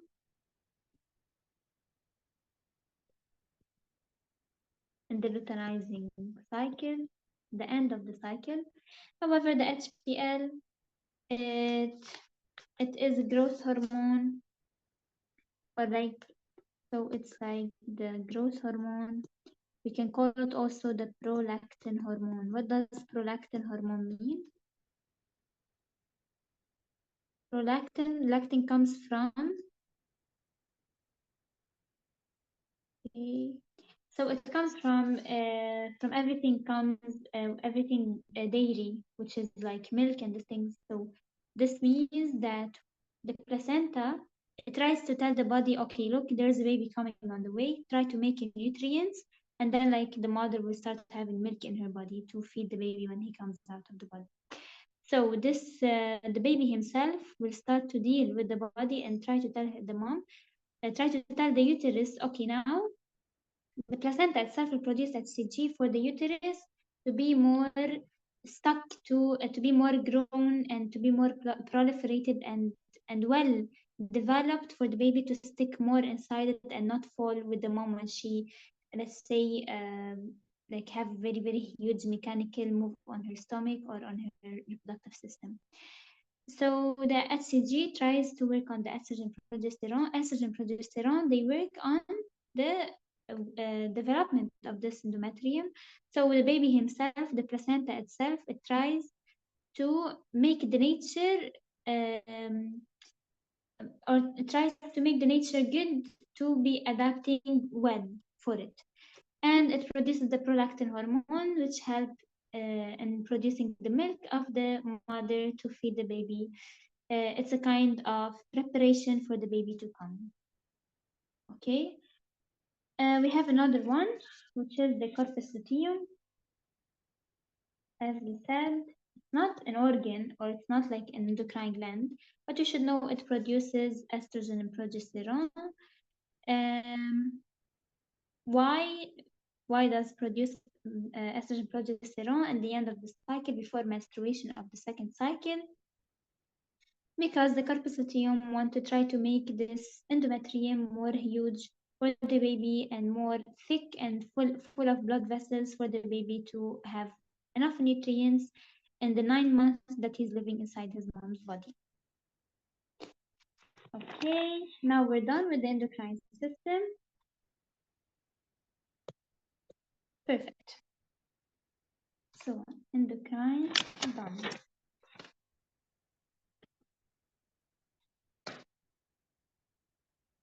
These are only the hormones that you might be asked about. Okay.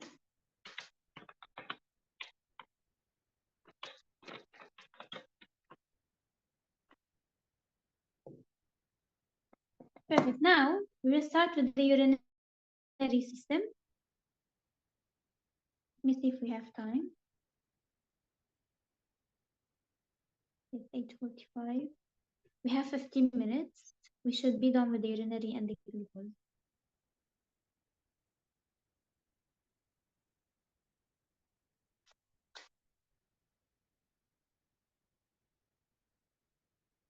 Okay. Perfect. So, said, okay, prolactin comes from Yeah, we didn't say that it produces prolactin. We said it produces the HPL. Prolactin is the PL. PL is the anterior pituitary that produces it. However, the placenta produces the HPL. Okay.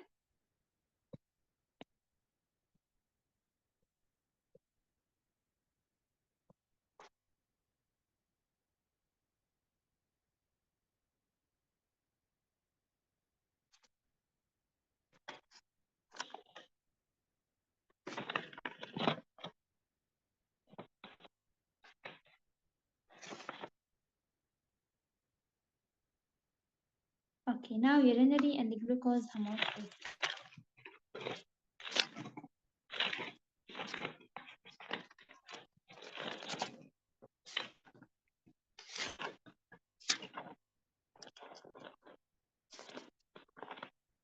Yeah, and I also want to teach you. Yeah, I also want to teach the eyes. Yeah, I wrote it as a. We will also try to go over the eyes later, like the eyes anatomy and the things. Okay. So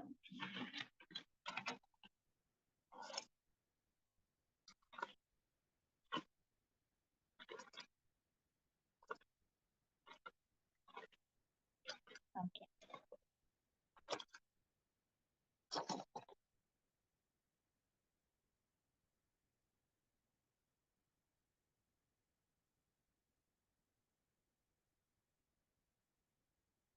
So how does the urinary system diagram look like? Looks like this.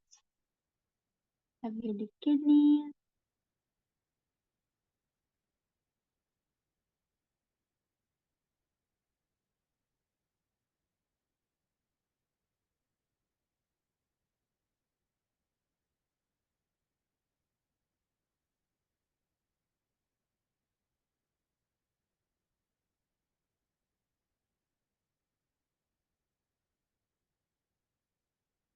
So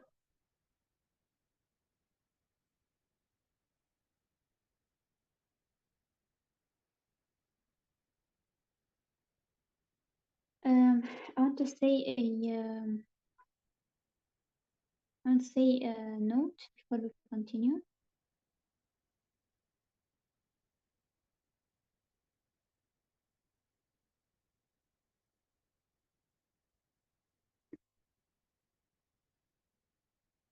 So the right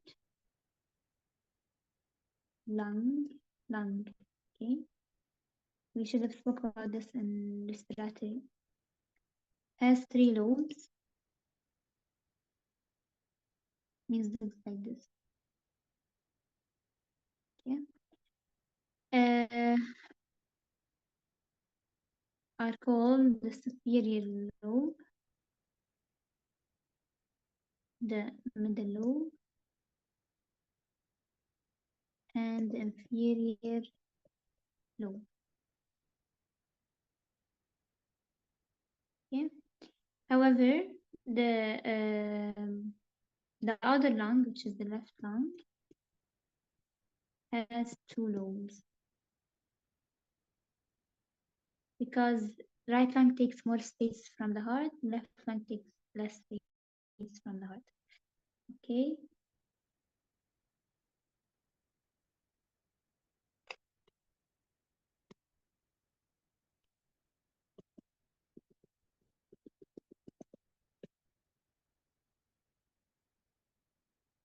Now let's continue about the urinary system. So the urinary system, here we have the bladder.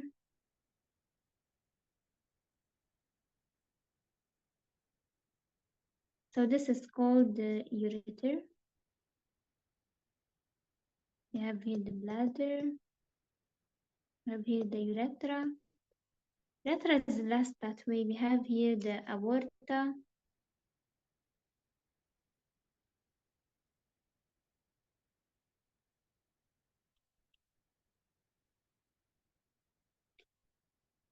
Okay, which holds the oxygenated blood. Here we have the inferior vena cava.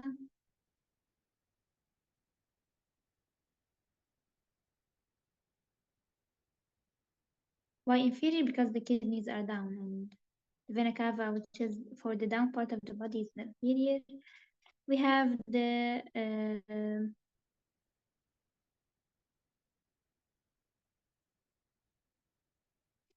we have here is the right kidney, and here is the left kidney.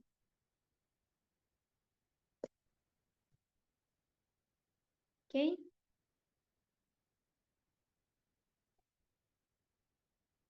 Okay.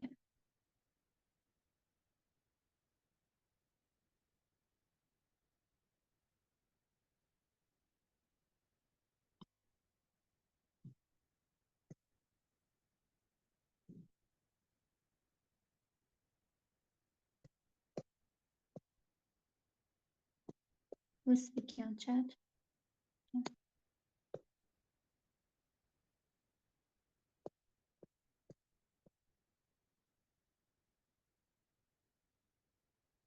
So what is the sequence? We have the kidneys,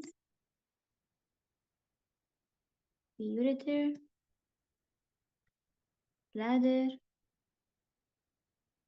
urethra.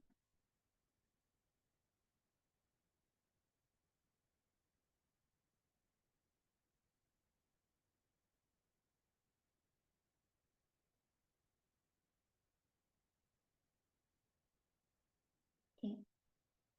Now,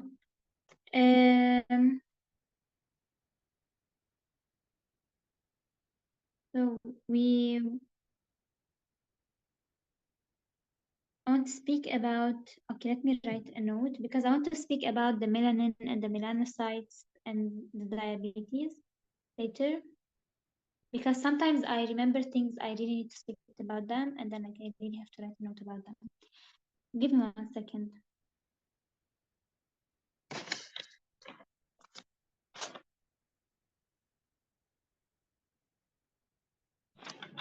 Okay.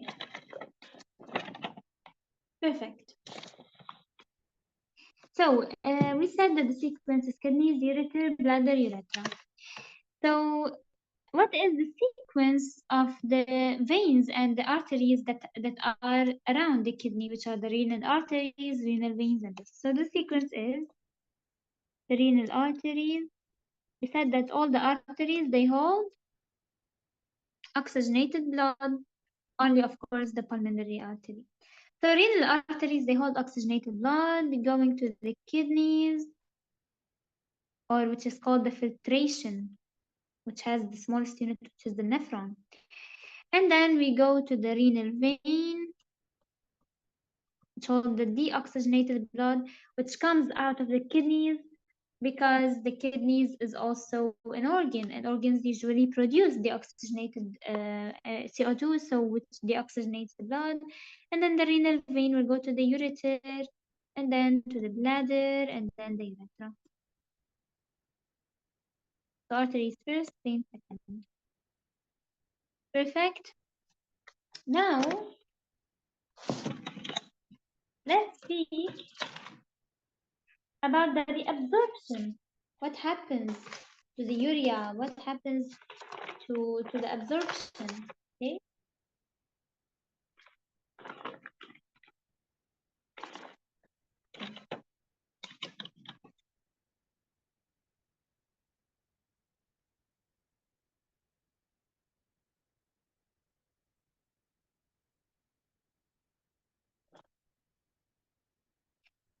Okay.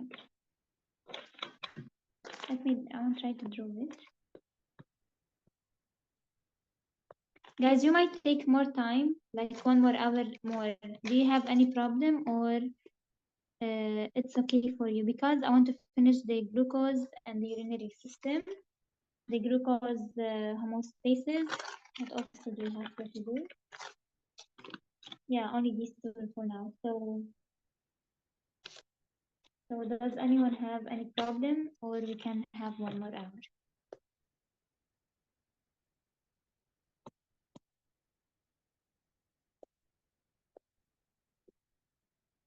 Is it okay for you, Sayed, Humira?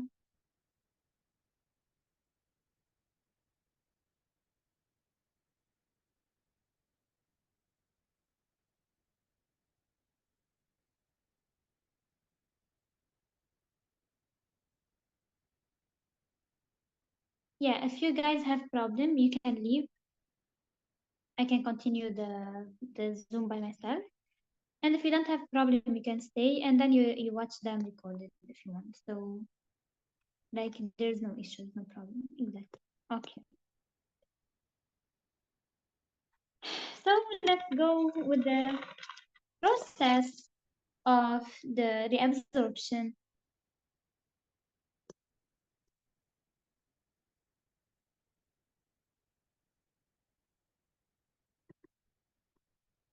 Let's speak about the nephron, which is the main basic unit of the kidneys. It looks like this.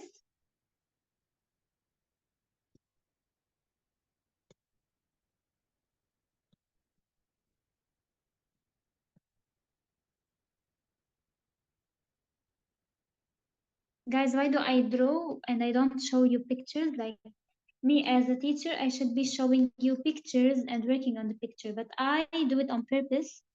I try to draw myself but because me drawing will make you remember, okay, it looks like this, she drew it in this way. So I guess a technique of drawing in front of the students, you watching and seeing the way it's drawn, you will by yourself memorize it. However, if the picture is fully in front of you, it will be harder to memorize. So that's why I draw, although it looks not good, but I think this process is much better than just showing the picture because you will remember the way I drew it and you will try to draw it in your mind in this way. Okay. So we start with the glomerulus here. So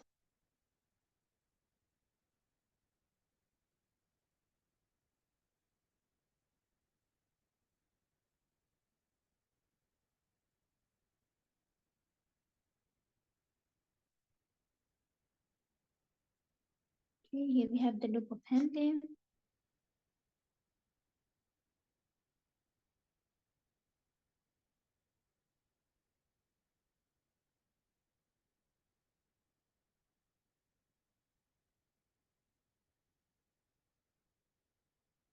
And by the way, guys, while I'm drawing, I'm speaking to you.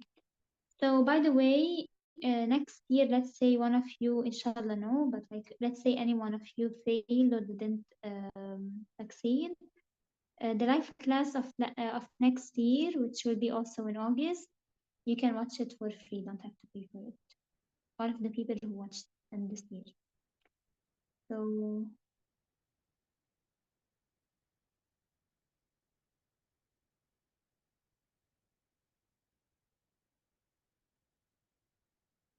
okay. So this is the nephron. We start with the glomerulus. Okay, is this.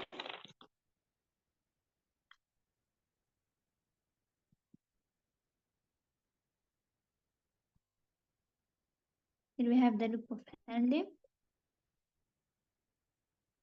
Here we have the proximal tubule. Here we have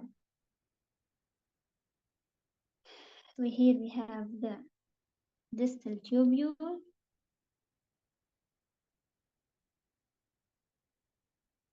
Okay. We have the descending limb because it's going down. And we have the ascending limb.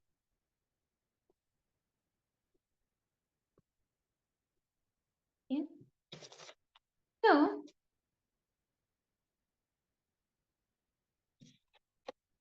in the glomerulus, we're gonna have this glomerulus is covered. You should know also as an additional note that it's covered with epithelial cells.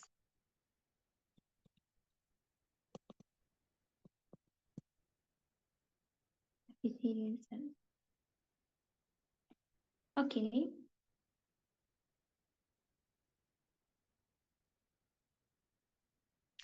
Perfect. This glomerulus at the beginning will have 100% glucose,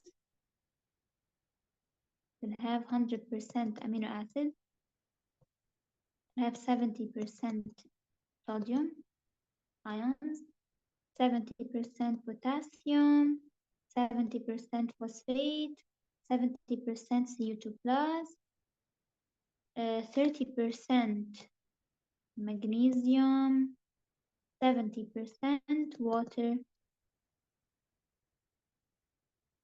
Okay.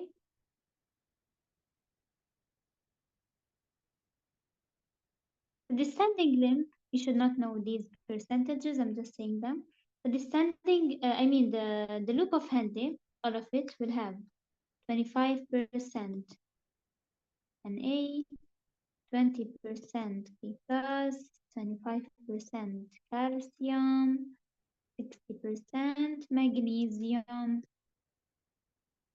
And then here we have in the distal tubule, we have 5% Na plus, 8% Ca2 plus, 5% magnesium, and here this is called the collecting duct of water.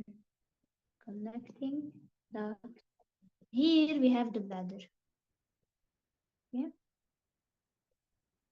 Perfect. They asked one time in the IMAT that where do we have urea? In which part of this nephron? You should know that all, without exception, all parts of nephron contain urea, and urea walks inside. So contain urea. All of them, glomerulus, tubule, loop family, tubule, collecting duct. All of them will have urea. Even the glomerulus also will have urea. All of them. Okay, no exception. This also, we're done with it. Let me check it. Good. Let's continue the urinary system. If you remember, we spoke about the ADH, and we said that with the production of this ADH, we have which have the receptors on the kidneys. It will affect the urea, the dilution of the urea, if the urea is concentrated, if the urea is diluted.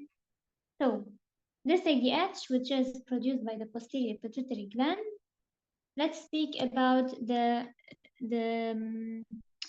feedback of this ADH. Okay, so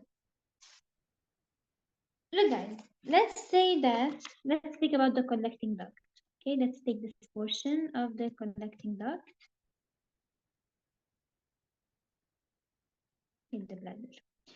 So let's say we have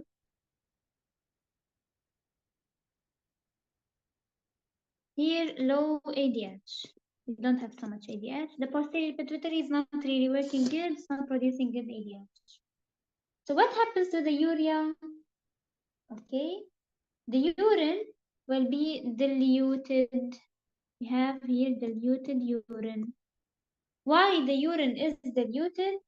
Because when we don't have really ADH, the water that is coming inside will stay inside and won't go out. Because usually the work of ADH is to allow the water to go out of the collecting duct, to have the water to go outside. So if this ADH was not really high in the kidneys, then what happens? This water, which is inside the collecting duct, which comes from the glomerulus, it will reach down and go out with the urine, and it will be diluted urine. However, if let's say we have high ADH, so this ADH will work on the water, so then it will open these ducts for the water to go outside. And then this urine will stay inside the bladder, concentrated urine without water. Since we have high ADH, okay, so before the collecting duct was impermeable for water, after the ADH exists, it will be permeable to water. What kind of transport does the water use to go outside? The passive diffusion, osmosis transport, the passive transport, passive diffusion. So we have the low ADH. It won't allow the water to go outside. The membrane will be permeable, will be non-permeable for water or impermeable for water. The water will stay inside. The urine will be diluted. However, in the second one, it will be permeable for water. The urine will be concentrated. The transport is passive transport to go outside of the collecting duct. Okay. Another note I want you guys to take that who produces ADH is the posterior pituitary. Another thing, another note is this. Each kidney has 250 large collecting ducts. Each one of these ducts each collect urine from 4,000 nephrons. Okay.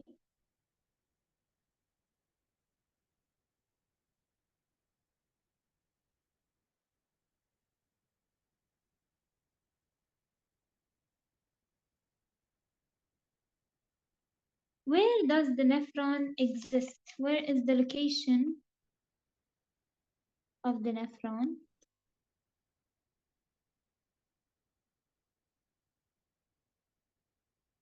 The nephron exists in the kidney cortex.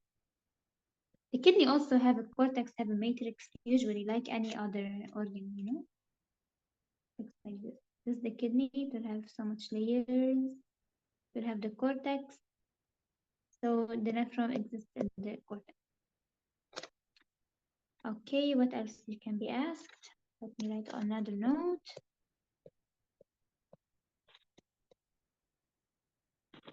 Another note is that nothing allows the water to move inside this nephron only on a very high pressure, blood pressure, by the left ventricle of the heart. So the left ventricle of the heart have a huge effect on the existence of water and the pressure of water going inside this nephron. Okay. Now,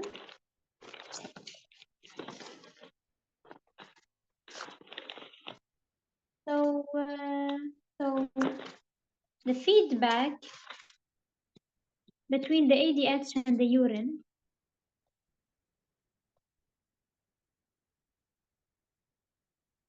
no ADH in the water, I mean. If we have high ADH, what do we have? We have water goes outside. So we have less water inside. So it's a negative feedback. However, if we have low ADH, we have high water inside the collecting duct. So it's a negative feedback. We have opposite functioning between the ADH and the water relation. Okay.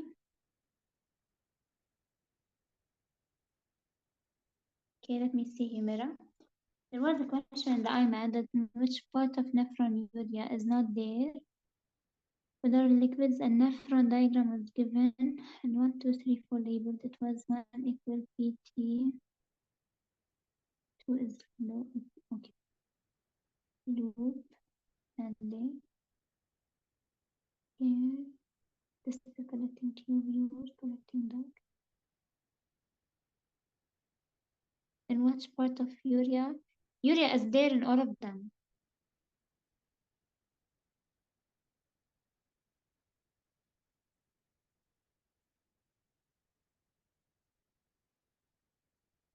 What was the answer, if you remember? Because I remember that I know that urea is in all of them. There's not even one of this nephrons, urea is not there.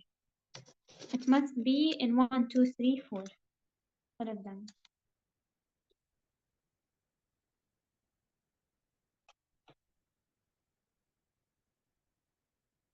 But urea and the glomerulus is a very small molecule.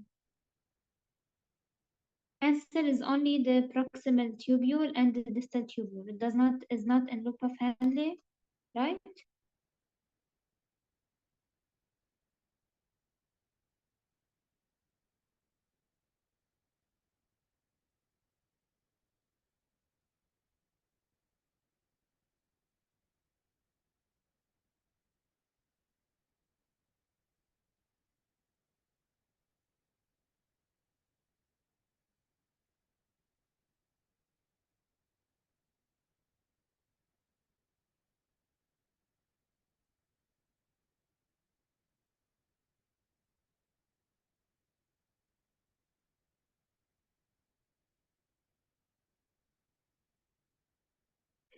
How is PC? You said that it exists in PCT or it does not exist. I want to make sure. Ah, it does not exist, you are saying. Oh, I understood wrong. I read it exists. Okay. Okay, no moment. Let me just make sure.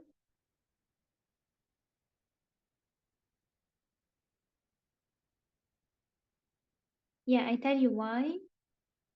Because in the tubule,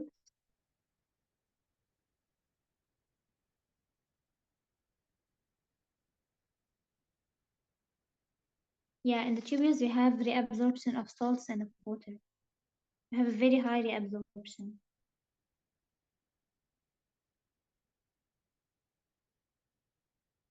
Okay, so in the tubules we have a high absorption.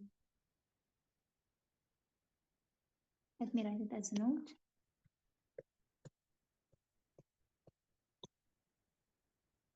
And the proximal tubule,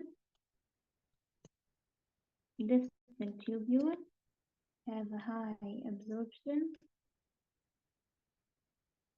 of salt and urea. And in the proximal tubule, almost 50% of the urea is absorbed. So I guess that's why they took it as that there's no urea. There's still urea. As I'm saying, there's still urea. Urea exists in all of them. If you go in a biological way, yes, it's still, urea cannot be disappearing in the tubules, of course, 100%.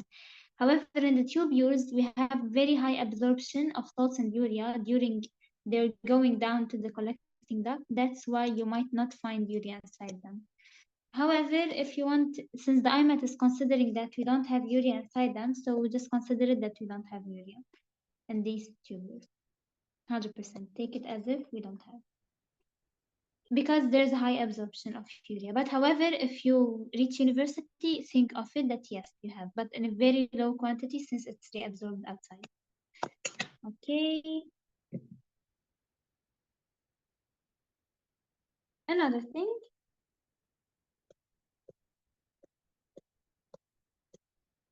Perfect. You're welcome. So let's speak about the homeostasis of glucose. So homeostasis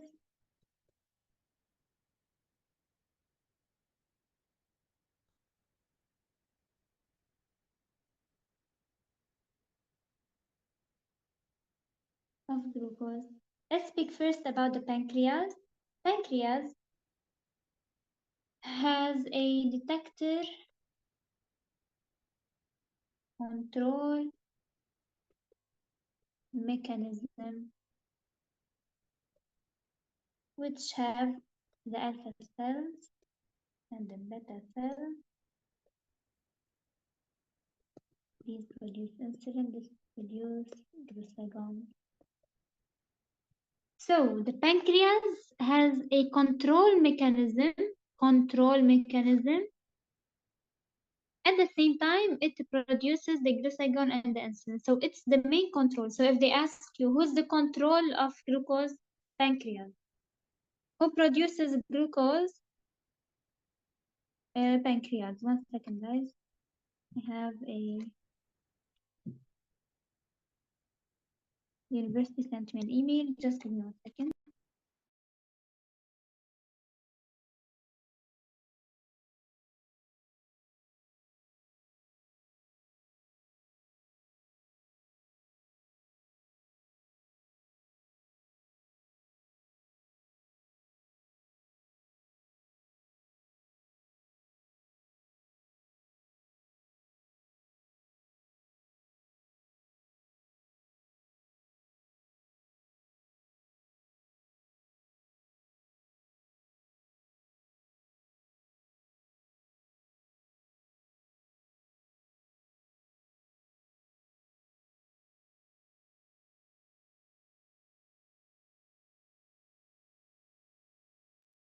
Okay. Thank you guys for waiting. So who produces insulin and glucagon? Pancreas. Who's the main control of the production and of homeostasis control of these hormones? Pancreas. So pancreas, the control and the producer, the secretor, everything. Pancreas. One time a question came in the IMAT was asking liver or pancreas. The control is the liver and the pancreas is the producer. No, the pancreas is the control, pancreas is the producer, pancreas is everything. Perfect. Now let's go for each enzyme, for each hormone and how do they work, their work, okay? So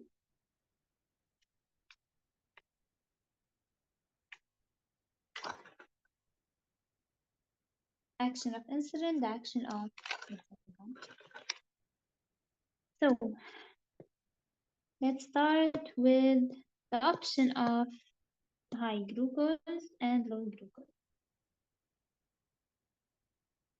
We have low glucose, we have high glucose.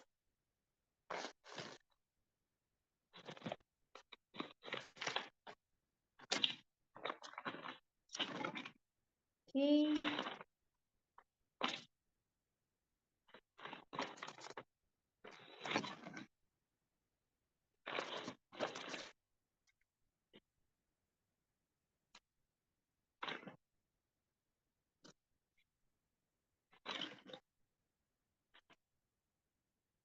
So of course, here we have the detector, which is the pancreas, the alpha and beta cells detect. So the moment that the body have high glucose or low glucose, who will detect the first is the pancreas, the alpha and the beta cells detect. Okay. Now we will have what will happen if we have low glucose, who will increase? Of course, the glucagon. Why? Because glucagon tries to increase glucose in blood. And the insulin will decrease because insulin usually decreases glucose. So when we have already decreased the amount of glucose, insulin won't work. And here the low glucagon, opposite, and the high insulin to decrease the glucose in blood. Okay. The action of insulin and the action of glucose. Let's start with the action of insulin. How does this insulin work?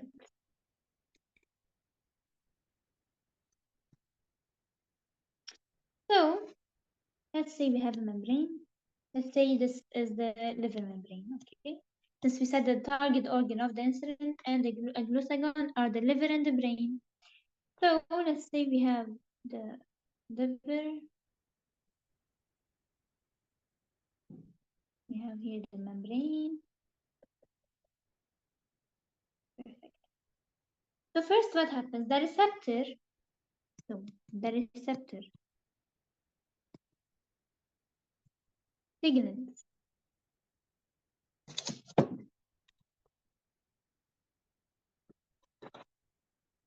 to the cell and make vesicles carrying glucose transporter proteins to the cell surface membrane.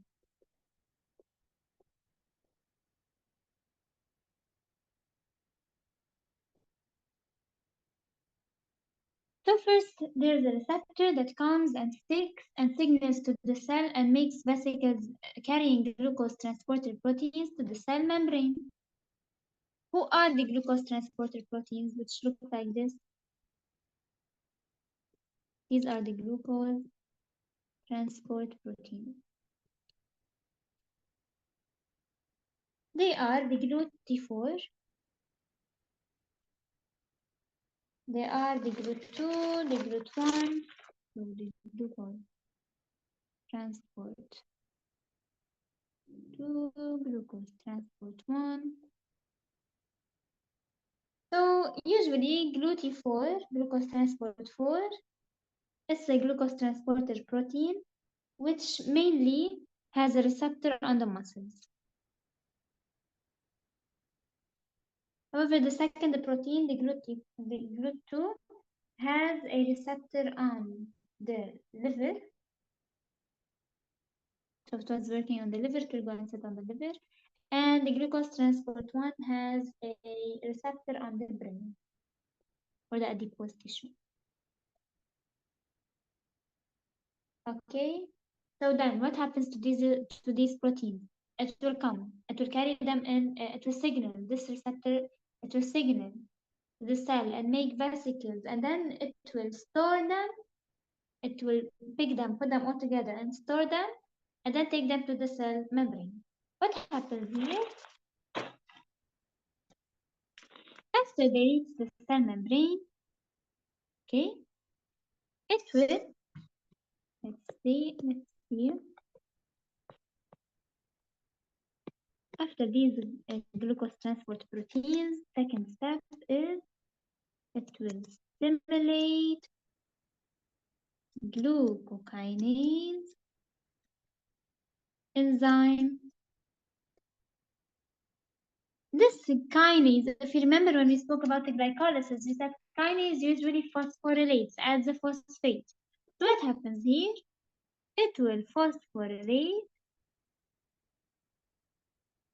glucose. Okay. Now, after it phosphorylates the glucose, this glucose won't be able to get out of this membrane. It will be stored inside. It won't be able to get out because it's already packed. Okay. And then here, no more work of the glucose transport. Okay. So what does the insulin do? The insulin goes to the liver. It will take this glucose transport proteins. They will pack together and make vesicles. They will go to the cell membrane. It will stimulate the glucokinase enzyme. It will phosphorylate this glucose. Okay. Since we said that insulin, what does insulin do? We said insulin decreases the glucose in blood. This means it will pack a glucose and it will try to make a glycogen. So it will try to pack these glucose molecules together to create a glycogen to store them in a place. Okay. So, however, what's the difference if the insulin worked on the liver, if the insulin worked on the brain, if the insulin worked on the muscle?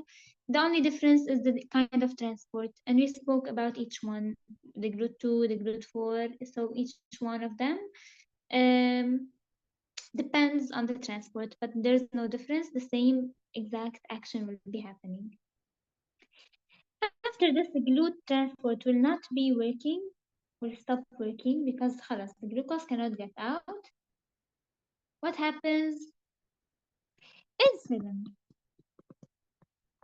will stimulate PFK or phosphofructokinase enzyme. And after it stimulates this enzyme to work, this enzyme will allow glycogen synthase. And when the glycogen synthase is activated, the glycogen is formed. What is glycogen? Is the stored form of glucose. So much glucose molecules sit together in a branch shape. This is glycogen. And they will be stored in the liver. This is how insulin works. So mainly insulin works on the enzymes. Okay. Mainly insulin works on the enzymes. Now, let us see what does the glucagon do. What's the action of glucagon? Glucagon is mainly the opposite action of insulin. It will try to make more glucose from glycogen. Okay? It will hydrolyze the glycogen. So action of glucagon.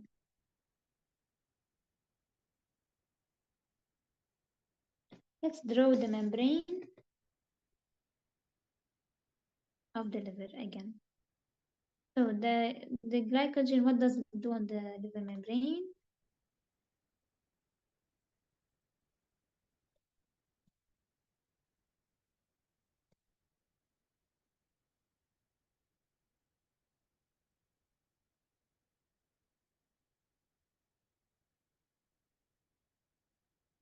Here is the outside, here is the inside.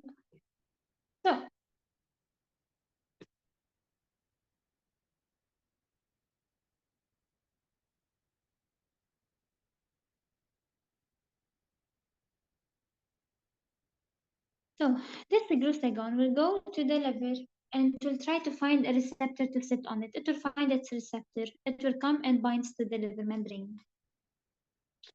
There is a protein which is called the G protein. It will come and bind from inside after the liver binds, after the glucagon binds to the receptor on the liver membrane, the G protein will be activated. It will go and bind to the same receptor from down. Okay? And here, this is the enzyme. Those enzymes usually catalyze the reactions. When we spoke about the insulin, we said that insulin can work on the liver, on the brain, on the muscle, on adipose tissue. However, glucagon can only work on the liver, cannot work on the brain, cannot work on the muscle. Action, glucagon can only work on the liver. Why? Because it only has a shape receptor only on the liver. So the pancreas produces glucagon. Glucagon will go to the liver to work, right? It won't go to the adipose tissue, it won't go to the muscle, it won't go nowhere. It will just work on the liver.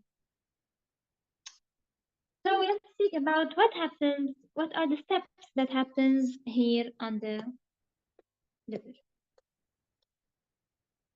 Number one, glucagon binds to the membrane receptor, this we said.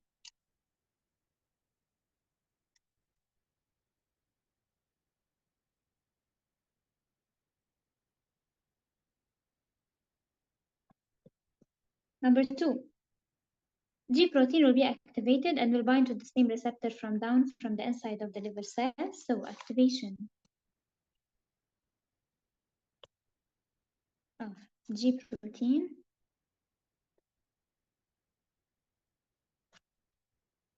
Okay. And then so much things will happen. I will say them, I won't write them because they are not important for the IMAT. So what will happen? So then the enzyme will be activated. So the cyclic AMP will be the cyclic ATP will become AMP. Inactive protein kinase enzyme will become active. Inactive phosphorylase enzyme. So after this G protein was started working, so first the glucagon will sit on the liver, on the receptor of the liver. G protein will be activated. Protein kinase enzyme was inactivated. It will be activated. You can write if you want. You can write the enzymes that will be activated. So enzymes that will be activated after the activation of the G protein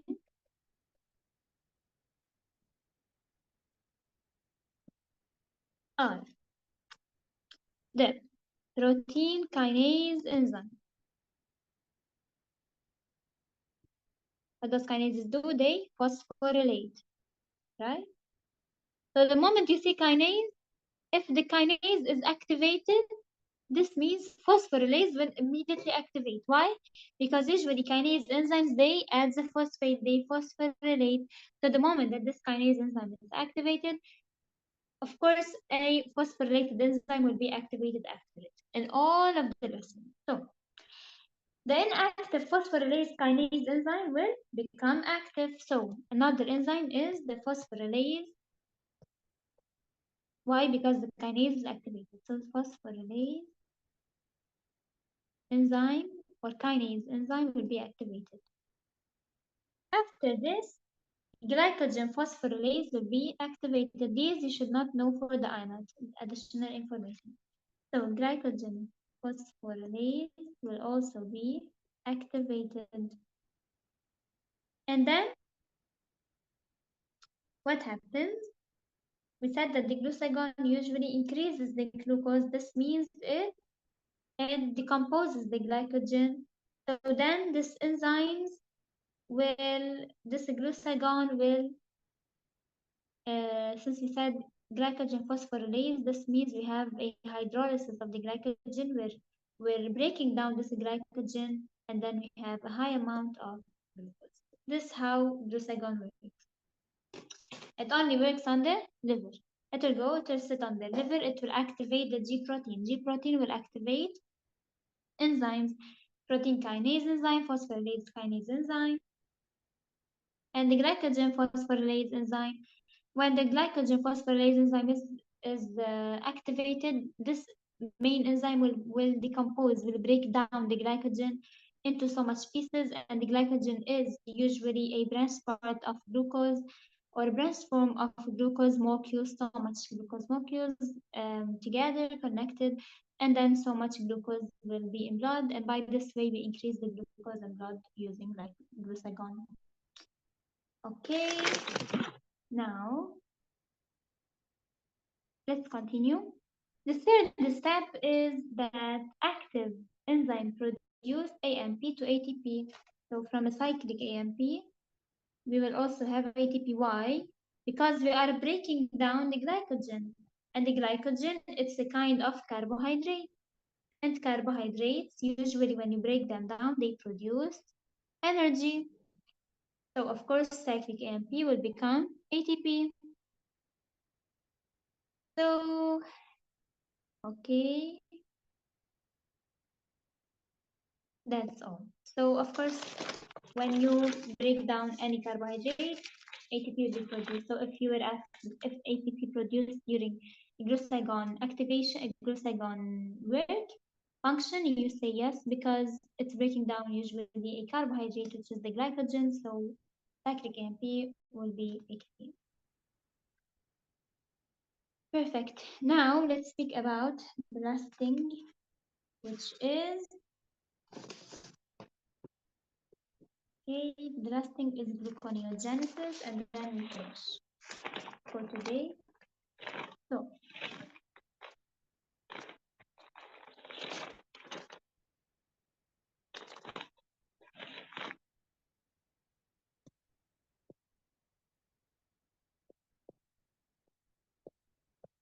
before we continue, remember we once spoke, we said that the bladder, because I was speaking about the urinary system, so usually the bladder holds, the human bladder or mammal bladder holds from 400 to 600 milliliters of urea. Okay, and the female blood is 4 to 5 liters, and the male amount of blood in the body is 5 to 6 liters. Okay. Now, and water is usually 60% in our body, and it's usually 70% on Earth. So water is 60% in our body, and 70% on H2O. Okay, now let's speak about gluconeogenesis. So, gluconeogenesis.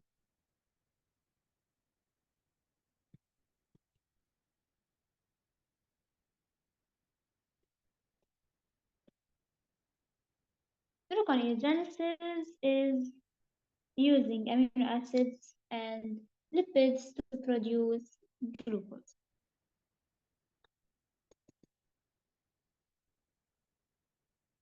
Amino acid cascades and lipids.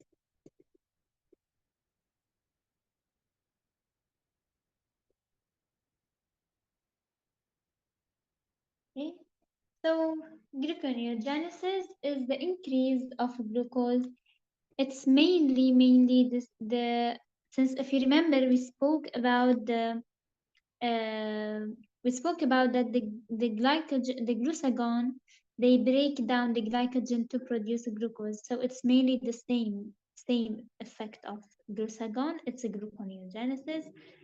It's using amino acid phosphatases by enzyme cascades to produce glucose. What are the enzyme cascades that we spoke about them, or the amino acids and the lipids? These amino acids that we spoke about them are the same, the enzymes, the phosphorylase, the kinase. So gluconeogenesis is mainly activating enzymes because usually enzymes are proteins. Proteins are amino acids. So using amino acids means using proteins, means using enzymes to produce glucose. So gluconeogenesis is mainly the action of glucagon, the same.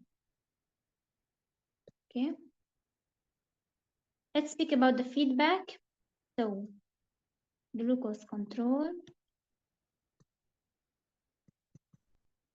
the feedback. It's a negative or a positive feedback?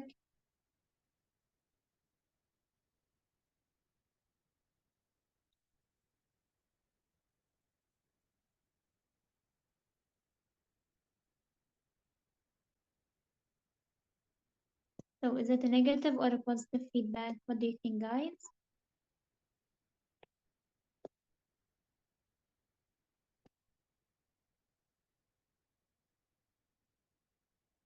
Let's see.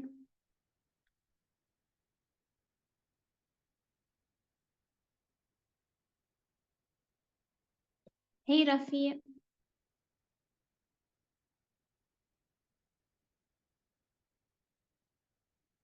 So the feedback is a negative feedback. If you remember when we spoke about the feedbacks, if you read yesterday, I sent on the group, when I spoke about negative feedbacks, I said mainly and mostly in our body we have negative feedbacks. However, we have less likely to see positive feedback. So mainly everything is negative. So negative feedback. Why? Because if we have high glucose, okay, we have because for the insulin and the glucagon, when we have high glucose, we have low glucagon. When we have low glucose, we have high glucagon. The same goes for, however, for the insulin, it's positive feedback. Because if we have low glucose, we have low insulin. If we have high glucose, we have high insulin. So negative feedback for glucagon between the glucose and the glucagon, and between the glucose and insulin, it's a positive feedback for insulin because we have, as we said. Okay.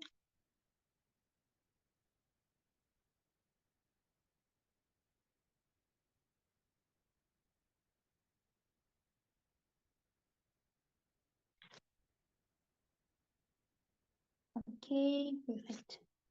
We still have 20 minutes for this hour, so I will speak some notes and then I will end the session, okay? So,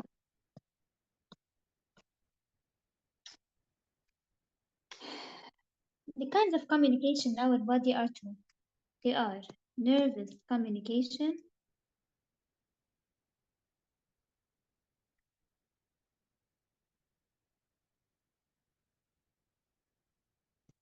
and they are hormonal communication. We already spoke about hormonal and nervous. We'll speak about it tomorrow.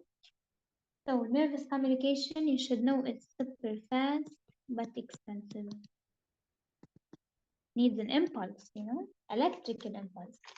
However, the hormonal is slow but cheap. Okay. Now, I want to speak about one last thing before we end the session, which is called the types of hormones or the kinds of hormones. So, types of hormones. We spoke about so much hormones, if you remember, from some time. We have two types of hormones. We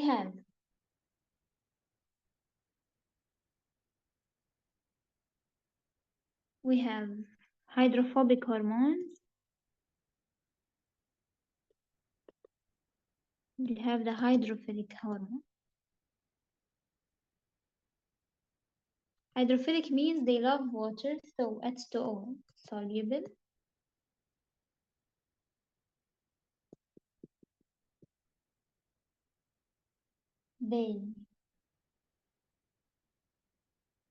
These hormones, they don't bind to membrane.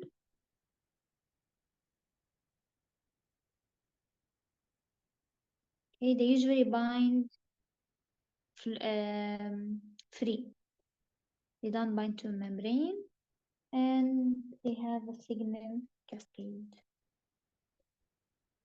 When you hear about signal cascade, put in mind amino acid. Each time you hear signal cascade, amino acid. These hormones are usually peptidic hormones. Okay. However, the hydrophobic hormones or the others are liposoluble.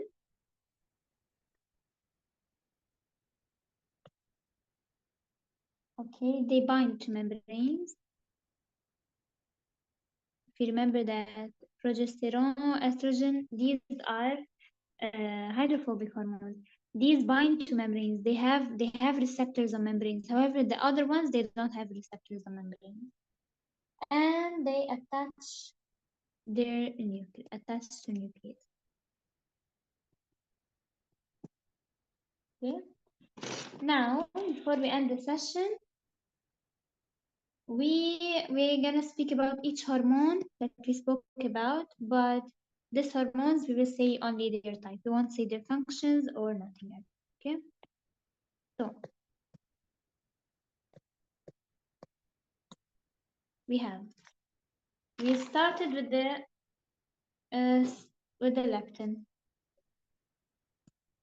Leptin ends with IN, so this means that it's the amino acid cascade or the hydrophilic, so H2O soluble.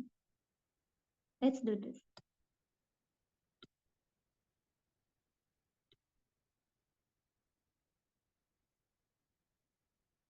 We put A, and lipid soluble we put B. Okay. Leptin is A. Glucocorticoids and aldosterone.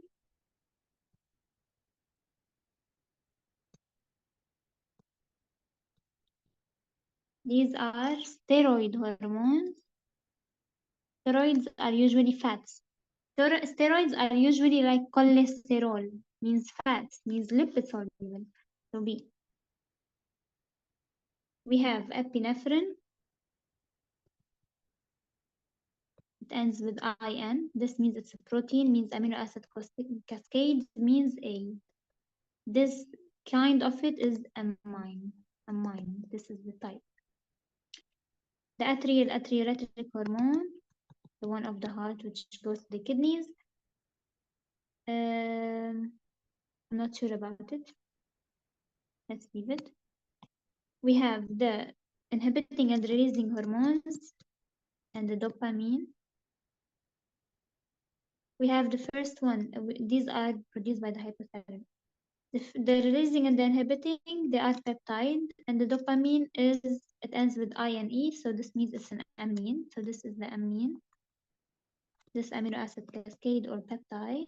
So we put A. We have the secretin and the cholecytokinin, the ones of the intestine. They end also with IN. This means A. Everything about proteins and amino acids is A. Everything about lipids is B. Okay, let's continue.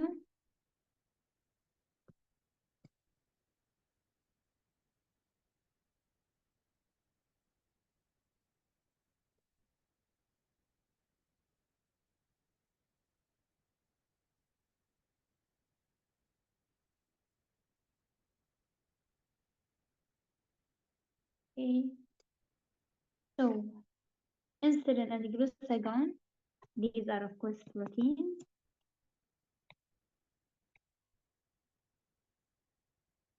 These are A. We have erythroprotein, the one of the kidneys, so erythroprotein, from its name it's a protein, so A. And the kind of it is peptide, peptide hormone. We have estrogen, progesterone, somatomedin, it's also a protein, it's A. Estrogen, so somatomedin, ends with INS, so it's A. Estrogen, progesterone, it's steroid hormone, so it's B, liposoluble. We have melatonin, is also amine. We have TSH, GH, everything up until your pituitary, LH, FSH. These are glycoprotein hormone. This is the name of the type. Glycoprotein hormones, and it's A, is protein. ADH is antidiuretic hormone, is peptide hormone as the type, and it's A. Testosterone is with the estrogen progesterone, also testosterone is also a steroid hormone. The ones of thyroid gland, T4, T3, calcitonin. These are amine and peptide hormones, means A. HCG, HPL, also are peptide hormones, means also A. Because prolactin, IN, so amino acid. HCG, it's a kind of hormone which is peptide hormone. Okay, so we're done mainly with the urinary, with the circulatory, with the glucose homeostasis, and with endocrine system. And okay, perfect. Tomorrow we will speak about diabetes and everything else. Okay, so have a good night and thank you so much for your time, and bye bye.